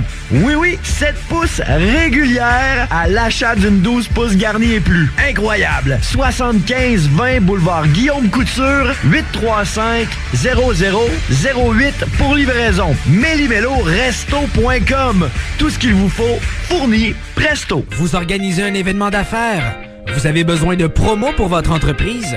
Vous avez un salon de l'habitation, du mariage ou de l'agriculture à tenir? Les Impressions Credo est le partenaire tout désigné pour vous. Ils réaliseront la présentation à la hauteur de vos idées au meilleur prix. Kiosques, roll-ups, flags et bannières sur mesure. Ils sont les spécialistes de tout ça. Laissez-les vous prendre en charge et ressentez la force de leur équipe. Les Impressions Credo, 1010 rue Renault dans le parc industriel à Saint-Jean-Chrysostome, 418-839-7207, impressioncredo.ca. Lévis 969. 50% talk, 50% musical, 100% Lévis. 96.9. On vous voit en grand nombre dans les shows, dans chaque film. Même si les radios commerciales décident sans nous, comme on l'affiche. Les jeunes savent la valeur de ce qu'on donne, puis on demande. Fait que le hip-hop provient à la tonne. Prépare les cargos qu'on s'exporte en gros lot. 96.9. Vous écoutez Les Faits maudits avec Jean Cazot sur les ondes de CJMD Lévis 96,9. Ufologue et métaphysicien depuis 50 ans, il est l'auteur de nombreux ouvrages dans ce domaine et disponible partout. Alors, nous sommes de retour à l'émission Les Faits maudits. Je vous répète que mes invités aujourd'hui sont Bruno Lefebvre, qui était déjà venu ici à l'émission, Lise Bilodeau, qui en est à sa 2e visite. En fait, aujourd'hui, c'est une espèce de laisser aller un brainstorm sur tout ce qui nous passe par la tête. Et moi, j'en étais là avec mes histoires d'extraterrestres, mais dans le fond, ce que j'essayais de dire, c'est que il est très difficile de faire rentrer dans la tête des gens, des poissons rouges finalement, qu'on est juste des petits poissons rouges dans un petit bocal, et ça va pas plus loin que ça. Sauf que ce que j'essaie de dire aussi, c'est qu'il ne faut pas s'imaginer qu'il y a des extraterrestres qui viennent nous voir, nous visiter, ramasser des plantes ou des ci, puis s'en retournent. Ça, c'est tellement naïf de croire ça. Rappelons-nous plutôt comment se comportent les humains, mais les gens intelligents en général. Il y a toujours des interactions. Quand un humain en rencontre un autre, quand un humain voyage, quand un humain fait la conquête il y a des interactions qui peuvent être très pacifiques, très violentes, épouvantables même, l'horreur. Mm-hmm. Ça, c'est sur Terre. Mais la même chose se produit en haut. C'est ça, exactement. Exactement. Et moi, on pourrait... dans le livre dont je vous ai parlé, là, que je sors en septembre, j'ai fait l'analyse de toutes les mythologies. Une analyse comparative de toutes les mythologies. Il a fait ça aussi? Oui, c'est exactement ce qu'il y a dans le bouquin. Bon, écoute. Alors, et en faisant ça, j'ai découvert, comme Parks a dû le faire, j'ai découvert que nous avons écrit cette histoire-là. Avec la différence qu'en tant que poisson rouge, ne pouvant identifier autre chose qu'un poisson, tout est des poissons. Et on est les poissons de l'histoire. Alors, non, mais ce que je veux dire, c'est que nous, étant donné qu'ils sont tellement... Sauf que si un poisson rouge voyait quelque chose qui n'est pas un poisson, ben, s'il y avait une religion, le poisson rouge, il dirait que c'est un dieu.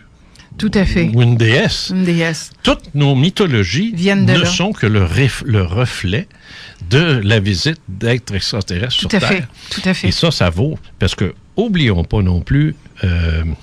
Montezuma, quand il a vu la première fois Cortés débarquer sur son cheval, il croyait que le cheval et l'homme ne faisaient qu'un, et qu'il était la représentation de leur dieu Quetzalcoatl qui était venu des milliers d'années avant. Et qu'il y avait même la couleur de cheveux qui était blond ou roux. Oui, roux. Alors, eux autres, et la barbe. Et la barbe. Eux autres, ils ont ouvert les portes. Ça a pris 20 minutes. Tout à fait. C'était la chute de leur civilisation. Ça a été la chute immédiate. Bon, un petit peu plus de temps que ça, mais on s'entend. C'est ça. Donc, nous avons vécu ça parce que lorsque ces êtres-là ont vu cette planète-là, il y a 1 million d'années, qui est absolument magnifique dans son état naturel, il y a 1 million d'années, la planète est extraordinaire. Ils sont installés là. Il y a de tout. Il y a de l'air, il y a de l'eau, il y a de la terre, il y a de l'or, il y a des ressources. Il y a des ressources. Alors, on s'installe. Ils sont installés là. Le seul qui peut s'objecter à ça, c'est un Homo erectus qui a de la misère à se rappeler qu'il est Homo erectus parce que c'est bien récent qu'il se tient sur ses 2 jambes.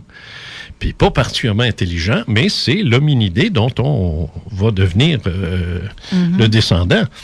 Alors, avec le temps, ils ont vu aller cette affaire-là, puis ils se sont dit, est-ce que ce serait un candidat à être manipulé génétiquement pour en faire quelque chose d'utile? Parce que là, comme c'est là... Pour nous servir, en quelque sorte. Là, comme c'est là, il n'est pas utile, tu sais. C'est ça. Puis, alors, et c'est ce qu'ils ont fait. Et ça, les mythologies le décrivent textuellement, particulièrement la mythologie sumérienne, Adapa, puis ainsi de suite. Alors, et là, on pense que c'est rien qu'eux autres. Non. Mais il y en a eu d'autres. Et d'autres, et d'autres. La Terre était un carrefour. Carrefour intersidéral, intergalactique. Tu as tout à fait raison. De plein de peuples qui venaient d'ailleurs. Ils n'avaient pas juste un parce qu'ils se combattaient aussi. C'est ça. Un peu comme à l'époque, ici sur Terre, ramenons le comparable, il y avait des centres comme ça. Tu sais, des centres mondiaux d'intérêt. Tu sais, Venise en était un centre de traitement des villes portuaires en Asie, puis un peu partout en Europe, que tu as des gros centres où tout le monde se ramassait là. Québec et Lévis. Oui, non, mais je parle même dans l'Antiquité, là. T'avais des, OK. On n'était pas encore, sur la carte. Pas encore rendu ici.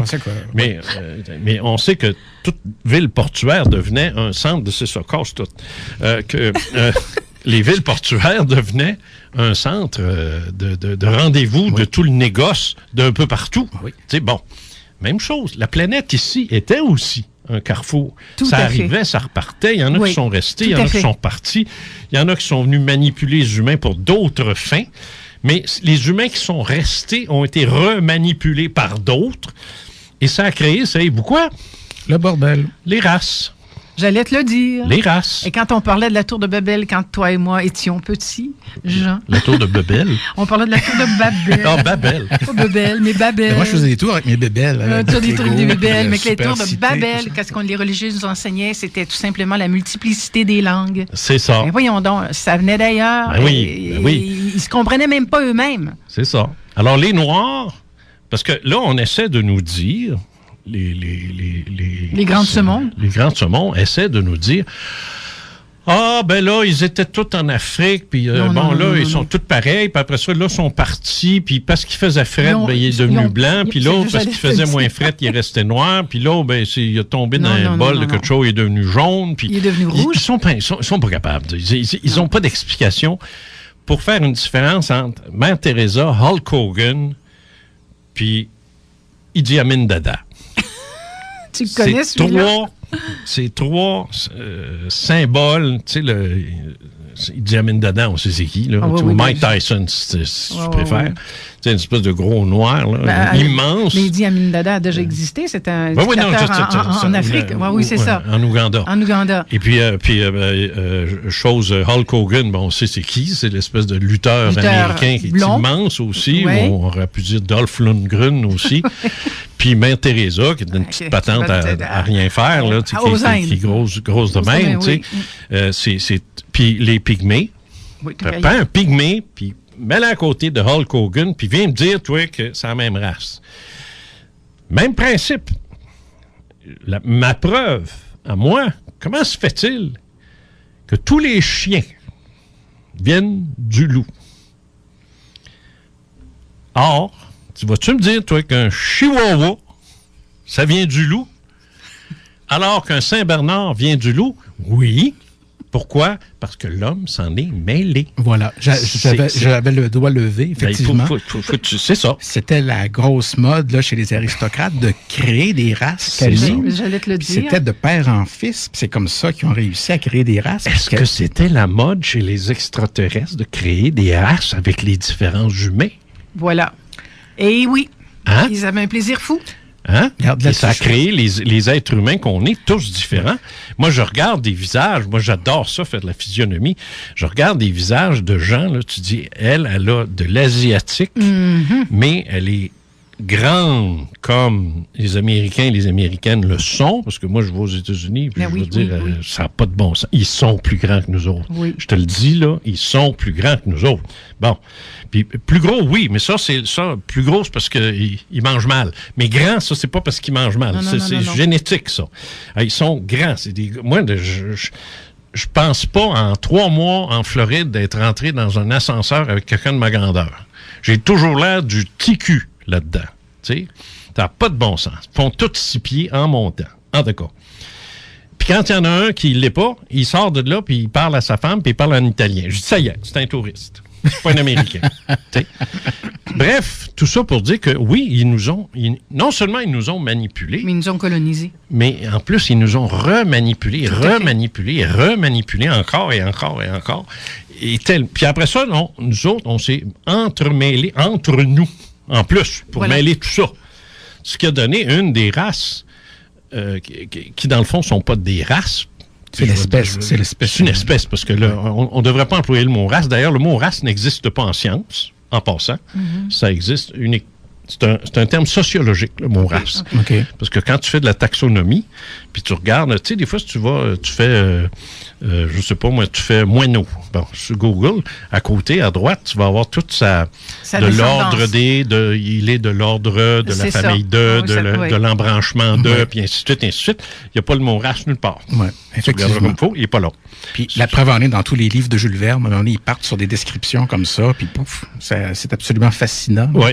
Que ce soit un animal ou que ce soit de la roche, ils partent c'est ça. Puis il n'y a pas de race. La race, c'est un terme sociologique. Pas. Okay. Bon. Est-ce qu'un ours noir est moins un ours qu'un ours blanc? Non. C'est un ursidé. Oui. La famille des ursidés, c'est un ours. Alors pourquoi un homme noir serait moins ou plus un homme qu'un homme blanc? Alors, c'est pas des races, et c'est même pas des espèces. Ce sont des sous-espèces. Nous sommes des sous-espèces de ce qu'était l'homme original. Attention, sous-espèce, pas parce que c'est pas sous-espèce au sens... C'est des variations d'une espèce mais qui est l'espèce humaine. C'est ça, mais c'est parce que comme ça va en descendant, forcément, je dis sous-espèce, mais c'est pas une façon de dégrader, là, pas du tout, loin de là. Alors, les humains d'aujourd'hui sont le produit d'une manufacture d'humains qui date il y a 1 million d'années, c'est incroyable. Mais je vais encore plus loin dans mon bouquin. Dans ton raisonnement. Je vais me retenir. Mais reste que...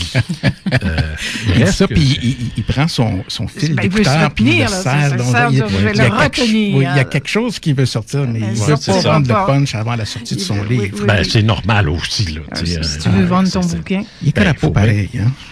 Mais c'est quelque chose. Je paye mon épicerie, moi aussi. Non, mais sérieux, quand tu dis ça, c'est intéressant. Moi, toute petite, je réfléchissais de cette façon. Quand je voyais une personne, tu sais, nous autres, on achetait des petits Chinois. Alors, je me disais, c'est vrai. Rappelle-toi de ça. Ouais. Alors, la Sainte-Enfance. La Sainte-Enfance. Comment ça se fait que lui est jaune, puis que lui est rouge, et puis que moi, je suis blanche, puis qu'il y en a un noir là-dedans? Ben voyons donc, à quelque part, il s'est passé quelque chose. C'est formidable que tu te souviennes de ça. Que je me rappelle. À cause de la scène qu'on donnait pour le faire. Non, pas rien pour ça. On est à Québec ici. Non, je suis très sérieux. On est dans la ville la plus blanche d'Amérique du Nord. Oui, tout à fait. Parce qu'ici, Québec, c'est le taux d'immigration le plus bas de toute l'Amérique. Ça, je savais. Et là, il y en a un petit peu plus, une petite affaire de plus, mais dans les années 50, 60, moi, je n'ai jamais vu, je suis né en 50, j'ai jamais vu un noir, j'ai jamais vu une musulmane ou un musulman, j'ai jamais vu un hindou de ma maudite vie à Québec. Jamais. Ce qui m'a marqué, moi, papa était dans l'armée de réserve et il m'avait apporté, quand j'ai commencé à me souvenir, ma première poupée a été noire. Puis elle venait de qui, tu penses? Parce qu'il y avait eu... les militaires avaient fait un party pour Noël et on avait donné, bien sûr, la dinde et la poupée pour l'enfant. Et quand j'ai ouvert ça, moi, c'était une poupée noire. Et c'était la première fois de ma vie. Et mes parents aussi. Une poupée noire, mais qu'est-ce que c'est ça? Ouais. Maman n'arrêtait pas de me répéter, mais il n'y avait pas de télévision dans ce temps-là, il n'y avait rien. Mais papa avait voyagé, puis il savait que ça existait, lui. Ouais. Mais pour maman puis moi, c'est quoi ça? 1958, on s'en va, avec mes parents, mon père était très, très audacieux à l'époque. On s'en va en voiture et on s'en va faire du camping pour 3 semaines en Georgie. Il était audacieux, oui? Oui, très. On a fait le journal à cause de ça.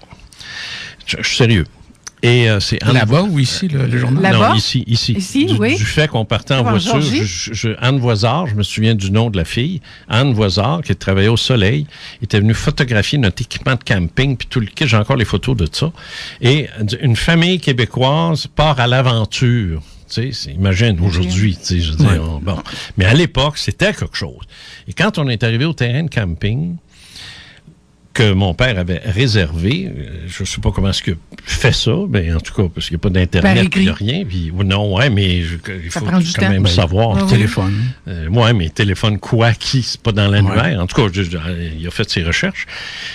On avait réservé, et le gars a dit à mon père, on a un problème. Il dit, là, mon père, le regardant, en voulant dire, toi, viens pas me dire que t'as pas ma place, là, parce que je suis ici pour 3 semaines. Là. Fait que, il dit, on a un problème, monsieur. Il dit, je sais pas comment on va régler ça, mais il dit, c'est là. Tu sais, fait que mon père dit, oui, c'est ça que j'ai demandé. Tu sais. Oui, mais c'est parce qu'il y a quelqu'un d'autre qui a mêlé la zone, puis il dit, là, vous êtes... Dans la zone des Noirs, je gage. You're with all the niggers over there. Tu sais, niggers. Voilà. Ouais, la sociologie du racisme américain. Mon père m'a regardé en voulant dire... Puis, ça ne dérange-tu ça? Puis il n'a pas aimé le mot niggers, tu sais. Oui. Mais finalement, on était chez les Noirs qui nous ont accueillis à bras ouverts parce qu'on venait du Québec. Québec. What state is that? C'est bien dit. Quel État vous êtes, vous autres? Quel État c'est Québec? Oui. What state is it? Puis là, mon père dit Canada. Puis le Canada, pour un Noir, c'est extraordinaire. C'est la route de la liberté. Voilà. Parce que nous, leur avons ouvert les bras. Oui, chaque fois qu'un Noir voulait échapper à l'esclavage au 18e siècle, il savait très bien qu'il pouvait piquer vers le Nord, qu'il serait accueilli, libéré sans et histoire. tout. Oui. Et ça s'est transmis comme information de génération en génération. Alors, des Canadiens, si on avait été Américains, on aurait eu probablement des ennuis. Oui, parce que là, on était des Blanches et des Noirs. C'était aussi interdit que l'inverse. Oui, tout à fait. Mais là, parce qu'on était des Canadiens, ils venaient nous porter des affaires tout le temps. Moi, je me suis baigné avec les petits gars, les petites filles sur la plage. Puis, on avait un fond noir. Puis, hop, regardons ça, ça m'a échappé, un fond noir. Ben oui, mais ça m'a échappé. Mais on avait un fond noir, pareil. Même on jouait avec des noirs. C'est là qu'est le curieux de la chose. C'était extraordinaire, une belle expérience. Absolument. Mais pour te dire, ici à Québec, oublie ça. Alors, on a toujours été une terre blanche, catholique, monolithique ici. Là. Oui, tout le monde s'en allait vers Montréal. D'ailleurs, Oscar Peterson, puis toutes les gangs de jazz band, tout le monde passait à Montréal. Puis tout le monde les connaissait, les reconnaissait à Montréal. Il y a des écrivains, il y a des musiciens qui ont été reconnus à Paris avant d'être reconnus dans leur propre petit patelin d'où ils étaient nés. Aux États-Unis. C'est ça, là. Il y a une problématique aux États-Unis. C'est sûr que, c'est à géométrie variable, mais on se souvient de, tu sais, les petits trucs, là. Maintenant, ce sont des nains de jardin. Ça a été changé, mais avant, il y avait les Bratois, t'as failli venir fou avec ça. C'est ça, tu sais, les trucs en le négrito. Qui part à la pêche. C'est ça. C'était un signal pour dire « Entrez chez nous ». Oui. C'était le signal pour les Noirs qui quittaient les États-Unis. Lorsqu'ils voyaient une maison où il y avait un petit Noir qui pêche, on pouvait rentrer là. C'est ça. Puis on était accueillis sur la route je me souviens plus le nom exact historique que ça portait. Puis ça a fait un tabac, ça a fait un fromage plutôt en 2002 quand le film Le Nègre est sorti. Oui. Tu avais une association de Noirs qui était très justifié de le faire, évidemment, puis qui s'est attaqué au film sans le voir. C'est un film qui parle de la bêtise des racistes puis des imbéciles face à l'étranger, face aux Noirs. C'est ça. Alors, c'est ça. Mais on a eu des esclaves quand même en Nouvelle-France à l'époque. Mais alors, est-ce que, et je vous pose la question, est-ce que le reflet de ce comportement-là, est-ce qu'on peut penser qu'à un autre niveau, entre différentes factions et races extraterrestres, avec la Terre au milieu, est-ce qu'on peut imaginer ce qu'on a vécu? Réponse? La réponse, moi, j'ai toujours lu que qu'est-ce qui est en haut, c'est pareil comme ce qui est en bas. Donc, on se fout le bordel ici, on se fout la guerre, mais dites-vous bien qu'en haut, ils le font aussi. OK, je vous demande le nom d'un livre qui le dit presque textuellement. Le Bhagavad Gita. Ça s'en vient? C'est ça, oui, le Bhagavad Gita. Ça s'en vient. Attends, moi, j'ai fait beaucoup de méditation. Là, tu nous prends dans le décours ce matin. C'est ça, j'aime ça. Moi. Le crime de David Plouffe. Le Mahabharata. Le Mahabharata, c'est ça. Bon, c'est le terme. Avec les fameux bonhommes bleus qui se promènent. On les voit, les illustrations. C'est comme des châteaux. Mais quand tu regardes l'autre livre, parce que c'est une série de livres, tu vois la description technique de leur engin, puis c'est une affaire pointue avec des hélices. Tout à fait. Le nom de... Vimanas. Vimanas, c'est ça. Je savais que ça commençait par V. Vimanas. C'est Vimanas. C'est ça. Et ça, là, quand tu lis ça... C'est quelque chose. Ça n'a aucun maudit bon. Tu sais que ça a été traduit par des gars de l'Université Laval, ici. Hein? Oui, oui, ils sont très forts. Ils sont très forts sur la traduction. Oui, ils sont sur les manuscrits de Nagamadi également. Oui, Nagamadi, oui, effectivement. Oui, la mer morte, ici à Québec. La mer morte. Oui. Ben, au bord du fleuve, là. Oui. À l'Université Laval, il y a un département de traduction qui est réputé à travers le monde, qui est très bien vu. Il y a Louvain en France aussi. Oui. Mais ici, c'est Laval. Oui. Ah non, puis le Mahabharata, moi, la version que j'ai lue, c'était traduit par des Québécois. Oui. Puis encore, à Montréal, dans les médias, il y a des jeunes journalistes qui parlent de l'Université de Laval. Parce qu'ils ne savent pas qu'à Québec, l'université s'appelle l'Université Laval. Ben oui, non, ça, chaque année, on en pogne un qui dit l'Université de Laval. Ben non, c'est pas l'Université de Laval, ils n'en ont pas, ils ont un Cosmodome. Oui, puis ils ont le Colossus aussi, le cinéma multiplex. Là, c'est surréaliste entrer là-dedans, enfin. Alors, donc, ça veut dire qu'il y a eu guerre atomique et avec des engins, il y a 10, parce qu'on chiffre à peu près le Mahabharata des événements qui seraient survenus à peu près 10-12 000 ans. Imagine. Et ça coïncide avec... Et c'est là le travail que moi j'ai fait, là, puis qu'il faut faire. Est-ce que ça coïncide avec ce que Sitchin dit? Ça coïncide-tu avec les mythologies X et Y? Et j'ai le regret de dire oui. Et ce qui a tout changé, la donne, c'est le fameux l'ère glaciaire qui a causé un déluge immense. Le déluge qu'on connaît via la Bible, mais qui est une farce monumentale du Ricardo. Quand on était voir le film, c'est ça, déluge. Bon. De toute façon, c'est une façon de faire avaler la pilule. Le Noé de la Bible, c'est une... Ça, il n'y a personne qui peut dire le contraire. C'est une récupération de Uptanishim sumérien. J'allais te le dire. J'allais dire, Jean, qu'est-ce que tu vas me sortir? Parce que c'est pas tout à fait ça qui s'est passé avec l'histoire de ce sacré déluge d'après non, je sais, c'est ça, je te dis. Tu sais, ben voilà. Non, Noé, c'est une récupération chrétienne, judéo-chrétienne. Tout à fait. Parce que la Bible, en passant, ce n'est qu'une seule chose, c'est une mythologie hébraïque. Il y a la mythologie grecque, il y a la mythologie japonaise, la mythologie ici. Et chez les Hébreux, pour se valoriser, ils ont inventé tout ça. Il y a des personnages, est-ce qu'ils ont existé, est-ce qu'ils n'ont pas existé, comme Abraham, Moïse, ça a-t-il existé? On ne sait pas, c'est pas très clair, c'est possible aussi. L'exode dans le désert. C'est pas très réaliste d'errer dans le désert pendant 40 ans. C'est minuscule, ce désert-là. 4 jours de le traverser. Alors, comment ça qu'il aurait tourné en rond pendant 40 ans? C'est pas clair. C'est pas clair, cette affaire-là. Mais c'est dans toute la symbologie. Mais c'est dans la symbologie, incluant la séparation des eaux, la mer Rouge. Même chose pour la mer Rouge. C'est de la mythologie. Au même titre que, pas Ptolémée, mais Prométhée, qui s'est fait arracher le cœur, puis qu'un aigle venait manger, puis pour le punir d'avoir donné la marde à Zeus, puis Zeus n'était pas content, il m'a cloué, toi là, mon homme, tu vas le regretter. C'est du mythe, mais il y a quand même quelque chose en arrière de ça. Tout à fait. Au même titre qu'Enlil puis Enki. J'allais te le dire, Enlil puis Enki. Fait que c'est fascinant, mais j'ai hâte. Mais Jean, tu penses pas quand... Excuse-moi, je t'ai coupé. Tu penses pas quand on est au courant de tout ça ici. Tu penses pas quand on est au courant de ces choses-là, qu'on les a lues, la foi est différente. Je peux plus dire que je crois la même chose que quand j'allais à l'école. Moi, c'est plus là. C'est plus là. La foi, ou enfin, on nous enseignait la foi, l'espérance, la charité. Oui. Mais quand tu apprends ce qu'Enlil a fait et Enki, ils étaient... je regrette, là, pourquoi tu penses que je suis un apostat? Un apostat, t'es plus là. Oui, c'est vrai, j'y pensais pas.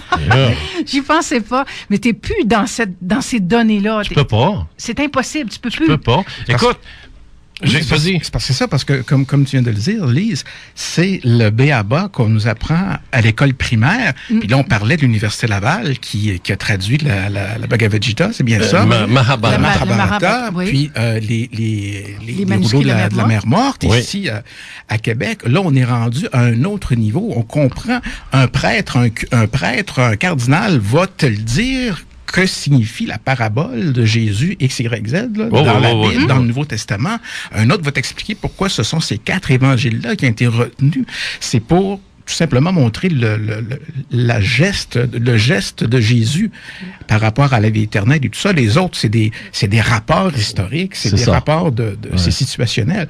Fait que tout ça devient à un autre niveau. Si on continuerait, si on était uniquement dans le religieux, ce serait peut-être pas une bonne chose non plus, mais si on s'intéressait aux religieux, on arriverait au niveau où des auteurs écrivent, comme Sitchin, puis comme Jean arrive avec ces choses.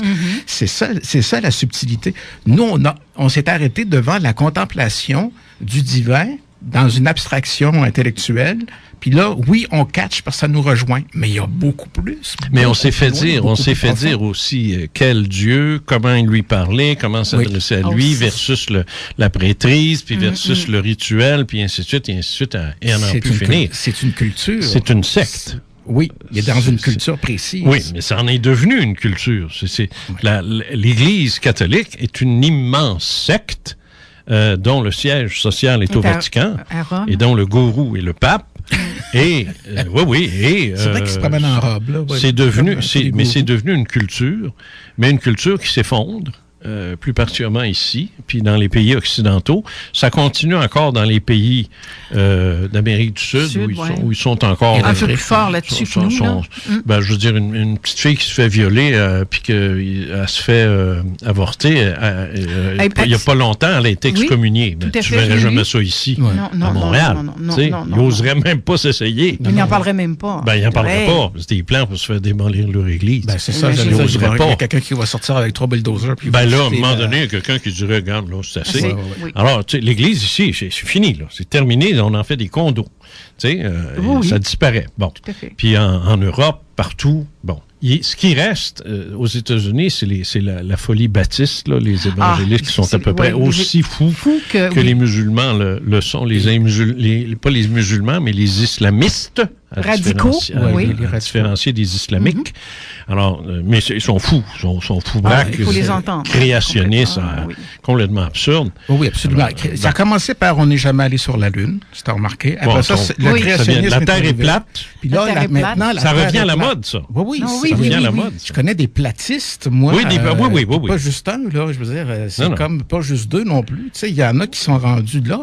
C'est de la mésinformation. C'est la démonstration que toute la culture et la civilisation occidentale, entre guillemets, est en train de prendre le bord. C'est ça. Parce qu'on oublie ce qu'on a fait comme avancement. C'est la ruine de ça. Ouais, mais t'as aussi le fait que l'éducation qu'on a à l'heure actuelle, moi je trouve que c'est ce qu'il y a de plus pauvre à l'heure actuelle. Le système d'éducation qu'on a ici, en Occident, je dis pas... on n'apprend rien de la vie à nos enfants. On leur apprend pas. On leur apprend pas. L'histoire de la Terre plate, là, on leur parle pas de ça. On leur parle pas de ça. On ne touche pas à ça. On leur demande de lire, d'écrire. L'histoire, c'est encore les mêmes conneries. On ne parle pas de l'histoire générale, l'histoire de la Terre. On parle de l'histoire du Canada. Tu sais, je veux dire, c'est tellement... C'est la pauvre, régression dans l'éducation, genre, c'est une régression. Mais peu importe qui étaient les religieux, mais il faut dire quand même que, j'ai appris moi aussi ce que c'était que maniaque de lecture. Il y avait l'histoire générale, genre. Il y avait tout ce qu'on a appris, ça n'existe plus. Ça existe plus, ça. Tout ce que j'ai appris, bien sûr, sur les poètes français, quand on parlait de mon Dieu, de La Fontaine et compagnie, Dieu seul sait que les religieux nous les faisaient quasiment apprendre toutes par cœur. Pas quasiment. On les apprenait, puis on allait réciter en avant. Et moi, plus jeune, j'ai appris les réponses de la messe en latin. Veux pas sortir de là qu'une culture. Le catéchisme. Ah oui, et que si. Et l'histoire sainte, c'est là que je suis devenue, comme on dit, gaga gougou pour en apprendre plus. Mais aujourd'hui, qu'est-ce qu'ils ont? La première question du catéchisme, où est Dieu? Oui. Réponse? Il est partout. Dieu est partout.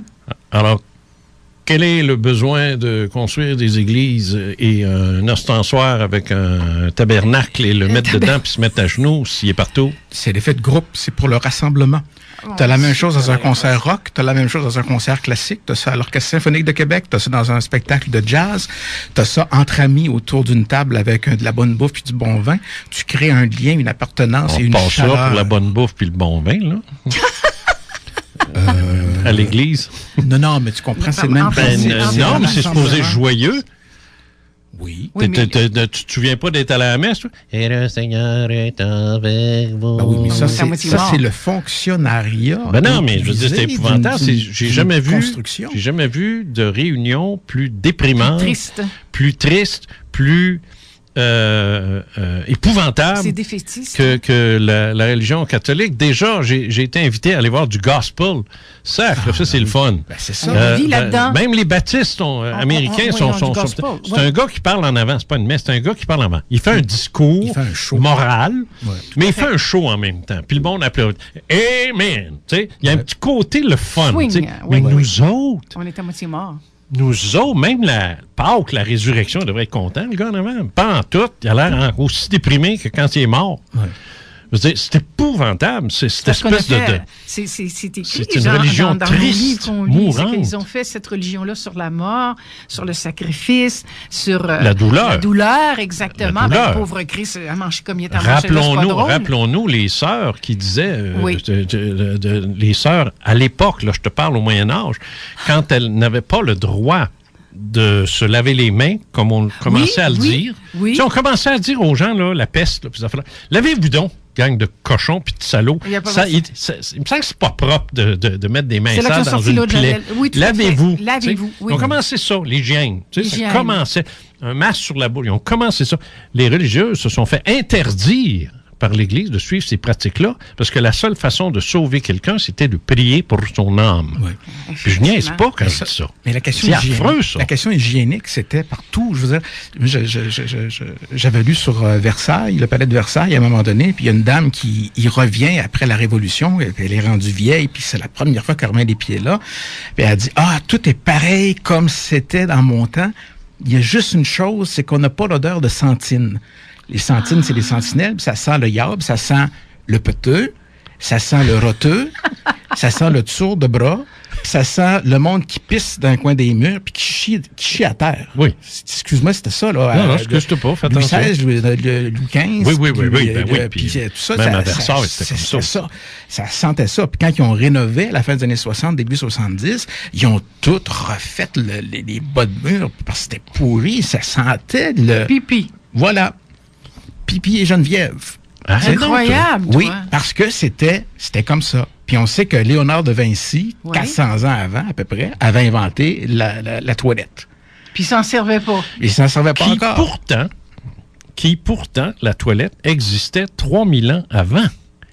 Qu'est-ce qui s'est passé qu'elle ait disparu? Parce que moi, je me suis assis Ils l'ont flushé sur une bolle à Éphèse, vieille de 3000 ans, qui était un banc avec un banc en marbre. En fait, plusieurs bancs. Plusieurs. marbre, Bon, pour du ça. marbre en Grèce, il y en a à chier. Oui, on est dans le Bon. domaine. Et là, Bon Éphèse, en appétit fait, tout le monde à la maison. c'est en Turquie. Il n'est pas encore midi.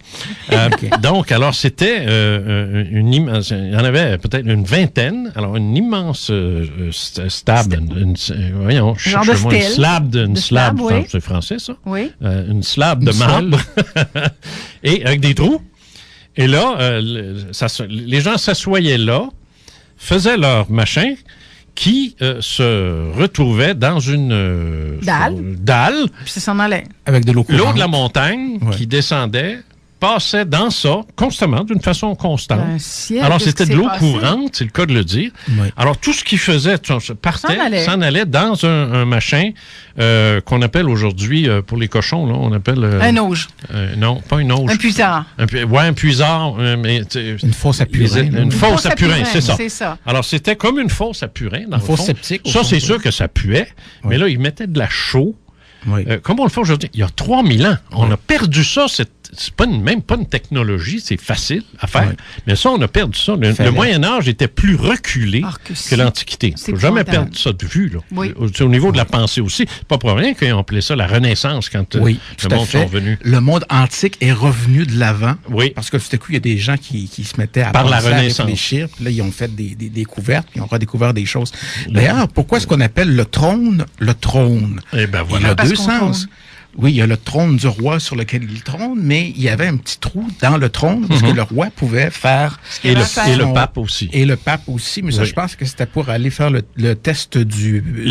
Oui, non, mais ça fait rien. Son trône aussi avait un trou. Oui, il y avait un trou pour déféquer, puis il faisait ça devant la cour. As-tu compris ce qu'il a dit là, pour faire le tester? Parce qu'il fallait... Elle a très bien compris. À cause de la pape Jeanne. Oui, il fallait faire un toucher testiculaire. Testiculaire pour savoir si tu avais, oui. Si c'était un homme, parce qu'il y a une femme qui s'était déjà présentée comme pape, puis qui avait passé, puis elle est devenue pape, et c'était une femme.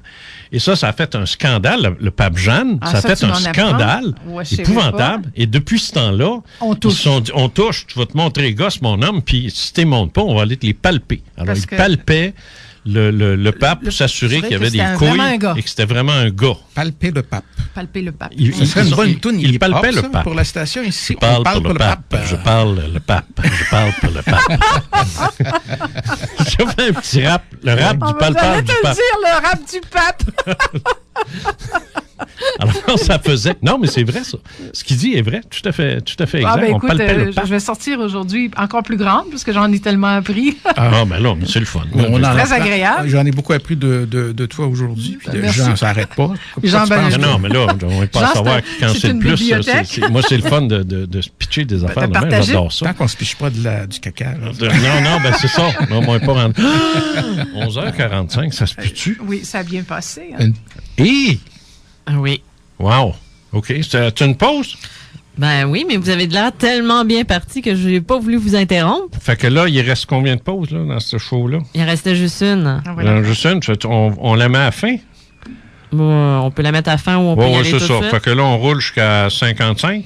Bon, donc, tu me donnes 10 minutes. D'accord. Puis après ça, tu pitches la pause. Puis après ça, on fait comme si c'était fini. Bon, ben c'est bon. C'est fini. Il nous reste 10 minutes. Ouais. Jean, j'ai une question philosophique pour toi que j'ai préparée en vue de l'émission d'aujourd'hui. Ah ouais? Tu sais, vous avez passé une idée dans la tête. J'ai donc préparé quelque chose pour l'émission. C'est fin, il reste 10 minutes. Oui, tu sais, on parle, on analyse sans avoir personnellement, l'un ou l'autre ici, on n'a pas donné la main à un extraterrestre. On n'a pas de façon ici maintenant consciente. Tu sais, dans des vols de nuit, comme tu le dis, dans des rêves qui n'en sont pas. Oui. Mais concrètement, on en parle. On parle d'eux autres, mais jamais on le dit. Jamais on dit qu'ils existent, puis qu'ils sont là, puis qu'ils nous écoutent.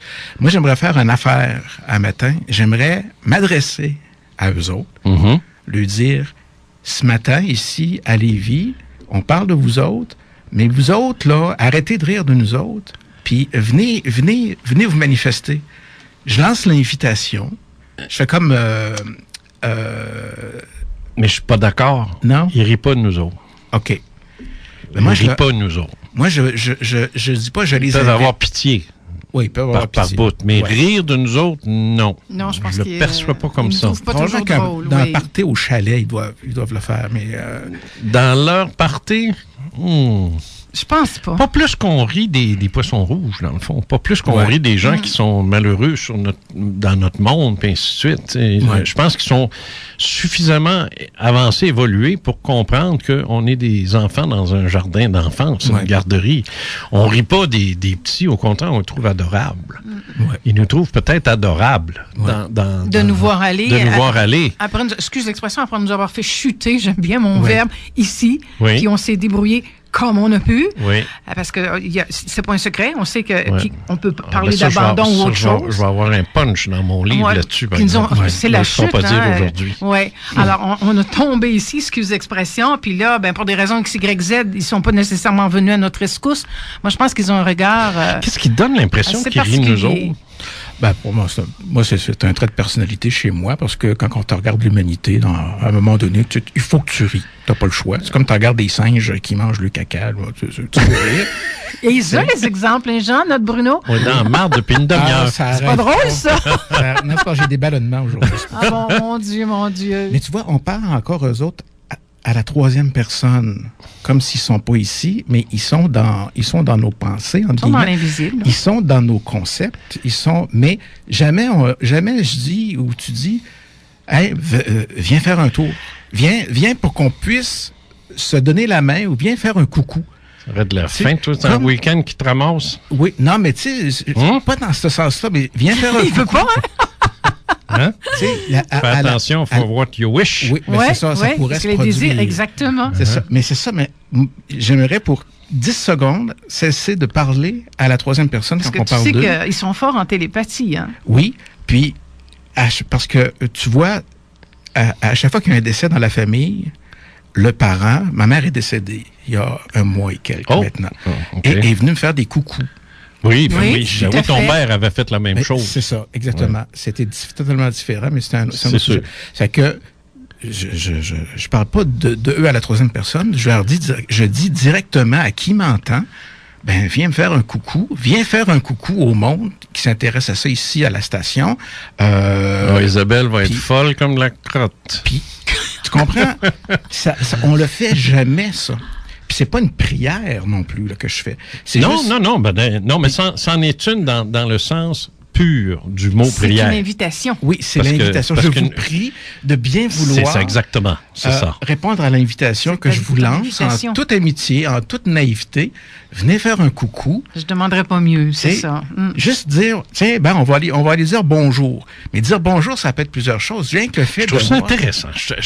Honnêtement, c'est la première fois qu'on me présente la chose comme ça. Oui. Je t'ai arrêté quand tu as dit qu'il rit de nous autres. Là, je t'ai arrêté. Oui, c'est correct. Mais là, je continue dans ta dynamique. Je trouve ça intéressant. Invitation, c'est sublime. C'est ça, parce qu'on en parle, puis ils attendent eux autres. Peut-être qu'ils attendent en haut, là, viens. Qu'on soit ouvert, qu'on ait le goût de les accueillir, c'est tout. Oui, juste faire un coucou. Oui. Tu sais, communiquer, c'est plusieurs choses. Moi, je sais que l'objet qui est devant moi est un microphone. Parce que la forme qu'il a, le truc, ça me communique que c'est un micro. C'est niaiseux à dire, mais c'est comme ça. Non, tu as tout à fait raison. Tu vois une affaire de 30 pieds de diamètre qui vole à côté d'une grange un soir de pleine lune avec 3 gars assis à côté d'un feu de camp. Ben là, tu sais que c'est pas un avion, c'est pas un hélicoptère. Ça, c'est un coucou. Tu comprends? Je vais te raconter rapidement. J'ai encore le temps. Je vais juste prendre 1 minute pour te dire que j'ai une anecdote là-dessus. Le docteur Howard Schachter, qui était le représentant de John Mack au Canada, a été mon mentor dans les années 90-95. Et ce bonhomme-là est extraordinaire, c'est un psychologue. J'ai travaillé avec lui, je suis allé chez lui, steady, j'ai fait des régressions, tout ça chaud. Et à un moment donné, il a réuni toutes les comme moi, là, puis on s'est ramassé dans une place parce qu'il a dit... J'ai demandé une intervention. C'est ce que tu étais en train de faire. Une invitation. Lui, une invitation, oui. Pas à la troisième personne. Il dit, nous allons avoir de la visite. Je leur demande de venir. C'est exactement ce que tu viens de dire. Oui. Alors, on est tous énervés, là. Moi, le premier, là, parce que je veux dire, le gars, il a un charisme extraordinaire, puis il est superbe. Je l'adore, tu sais. Et là, mais j'ai moins d'expérience que j'en ai aujourd'hui, là, mais ça fait rien, tu sais. Et là, on est tous installés, et à un moment donné, il commence, et là, bang, panne d'électricité, évacuation, faut sortir, il fallait sortir du local. Ça n'a jamais eu lieu. Il a fallu sortir. Ben, il y a une réponse. Évacué. Je me pose encore la question. Ben, moi, j'aurais envie de croire. Mais je me dis, oui, il est arrivé quelque chose. Oui, une réponse. Parce que lui, il a fait... Mais lui, il restait bête. Mais parce que du monde, on dit, shit, moi, j'ai fait tout ce... Il y en a du monde qui venait de loin. C'est ça. T'es déçu, tu sais, alors ça a cassé l'ambiance. Moi, j'étais un petit peu ambigu. Mais je me suis dit... tu l'avais une réponse, tu l'as eu. Ben, tu sais, c'est ça. T'sais. Alors, souvent, c'est par synchronicité qu'on va avoir des réponses. Parce que moi, je crois qu'il je crois qu'il y a des êtres qui viennent pas d'ici, qui sont physiquement ici. Mais je pense pas qu'ils interagissent avec nous. D'après moi, ils toucheront pas. Et ils joueront pas ça. Non. La plupart ont accès à une autre dimension. C'est la raison pour laquelle ils pourraient être très bien ici, là, actuellement, en mode spectral, puis on ne le saurait jamais. Leur vaisseau est peut-être direct au-dessus de la station. On le verra jamais, sauf certaines personnes, les rencontres spectrales, mon autre livre, là, mon dernier. Mais moi, je pense qu'on a beaucoup plus de contact avec eux qu'on le pense. Mais il faut s'ouvrir. Je pense que c'est à nous de nous ouvrir. Toi, la façon dont tu le lances, c'est que tu dis, venez donc nous voir. Puis eux autres, ils ont peut-être envie de dire, ouvre-toi donc. Oui, accueille-moi donc. Pas toi, personnellement, là, non, mais ouvrez-vous donc.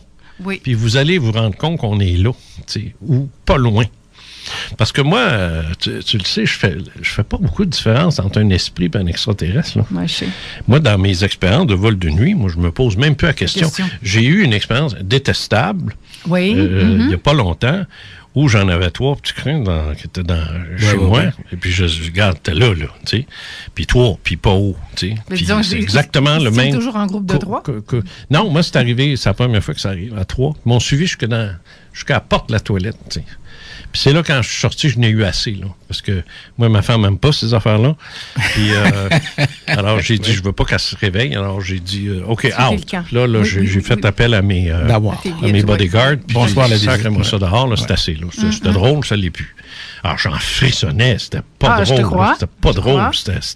C'est fatigant. C'est spécial. C'est l'animal qui a peur. Tu sais. Moi, j'avais peur, mais j'avais pas peur. Il y a une partie de moi qui était très correcte, puis l'autre avait la chienne, tu sais, l'animal, tu sais, finalement, c'est comme un chien, tu sais, qu'est-ce qui arrive quand tu lui fais faire un saut, il vient, là, toutes les crocs sortis, puis le poil, on est des animaux, alors on réagit comme ça aussi. Alors, ma réaction animale était exacerbée, mais l'autre portion a pris le dessus, puis elle a dit, bon, mais là, c'est assez. Alors, c'était pas la rencontre. J'aurais pas aimé que ça m'arrive, ça, après ta demande, là. J'aurais dit, car si t'amènes du monde, n'amène pas des bombes, vierge, fais quelque chose, tu sais. Mais non, mais je trouve ça intéressant. Je trouve que c'est une requête fort intéressante. C'est une question de changer le point d'énonciation du sujet, finalement. On parle la troisième personne, puis là, moi, Avez-vous aimé ça?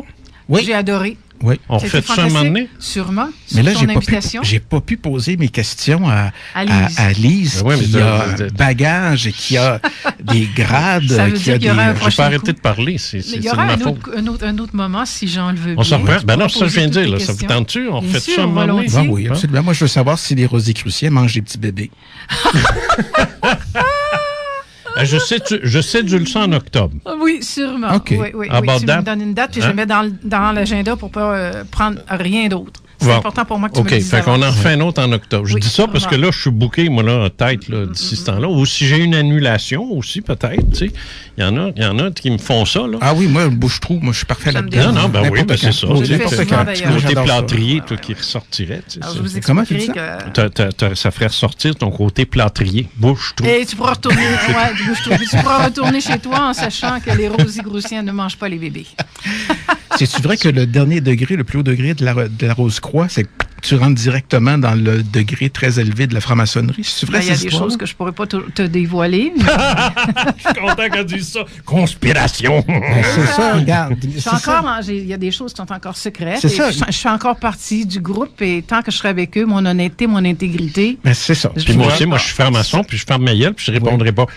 C'est ça. Puis sans être méchant envers toi, Alice, ben c'est ça. Tu sais, il y a des universitaires en haut qui ont le diplôme, qui suivent les études, qui ont le papier, puis ont l'autre papier, puis ont l'autre papier. Puis en bas, il y a des terreux qui sont pas. Pourquoi qu'on peut pas juste dire ouais, il y a ça, il y a ça, il y a ça? Pourquoi le secret? Le secret, pourquoi la conspiration, mesdames et messieurs? Pourquoi? Mais je vais t'expliquer tout ça parce que moi, j'ai commencé comme toi, j'aime pas ton terme de coup terreux, même si j'étais très pauvre dans ma vie, puis que j'ai commencé au bas de l'échelle. Oui. Alors, quand j'ai commencé avec eux, j'ai vraiment commencé au bas de l'échelle. Mais après 30 ans, je suis pas gênée de te dire que je suis rendue à l'université puis je déteste pas. Mais moi, je suis pas le genre à écraser les gens. Alors, c'est normal qu'après tant de temps d'études, puis que tu fais toujours dans ta loyauté, que tu reçois ça par la poste, que tu fais ça toi-même, tu fais tes initiations toi-même, mais tu fais tout toi-même, t'es comme un bûcheron dans le bois. Ben moi, je regrette, après 30 ans, mon petit diplôme en haut, s'il y en a un, je suis pas fâchée de vous dire, oui, je suis rendue au 30e degré. Wow. Voilà ma réponse. Elle est très simple. Oui. C'est légitime. C'est légitime dans le modèle. Moi, j'ai pas de problème avec ça. Sauf que moi, j'ai fait 2 decks. Je suis allé à 2 universités. Je me gêne pas de parler de cinéma puis d'expliquer des petites affaires à gauche et à droite. C'est pas pareil.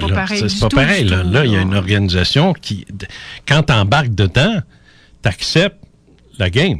Tout à fait. Ou pas. Moi, j'ai Oui. été franc-maçon. J'ai des choses. Moi, je connais les mots de passe. Aujourd'hui, je suis plus franc-maçon. Je le dirai jamais en nom. Bon, voilà, t'es comme Je me moi. suis engagé Voilà. à fermer ma gueule. Je me suis engagé. J'aurais le sentiment de les trahir si je faisais ça. oui. Et moi, j'aime pas qu'on me trahisse. Il y en a qui m'ont fait ça. Alors, c'est juste ça. Je pense que c'est le même principe respect que toi, Jean. Ouais, c'est ça. Je me suis engagée. C'est pas plus je long que ça. respecte. C'est pas comme le golf, là. Oui, le oui. golf. Non, mais si tu vas au golf, puis il y a un masseux, puis il t'apprend des affaires, puis tu... Bon, t'en parles, c'est correct. Mais si c'est une organisation, puis ça en fait partie intégrante du secret, si t'aimes pas ça, tu y vas pas. Puis si tu veux ça, Ben, tu y le vas, fais, puis t'acceptes mais tu le respectes, délai. tu respectes le lot. Mais il est trop tard, il est trop tard. Tu demanderas en octobre. C'est fini. Mais pourquoi le secret au départ? C'est fini. C'est terminé. C'est fini. L'émission Le est secret finie. existe C'est ça que tu depuis comprends les pas. Égyptiens, tu sais. Bruno Lefebvre, l'émission est finie. T'es-tu certain de ça, Fini. toi? On va Oui, voir oui, avec, c'est fini. Garde, on en Je fait qu'il n'y pars a même pas de maintenant. pause. Puis on défonce. Salut. Merci Bye bye. infiniment tous Merci. les deux. Au revoir. On se reparle en octobre. Ce Et fut moi, un plaisir, Lise et Jean, ce fut un privilège.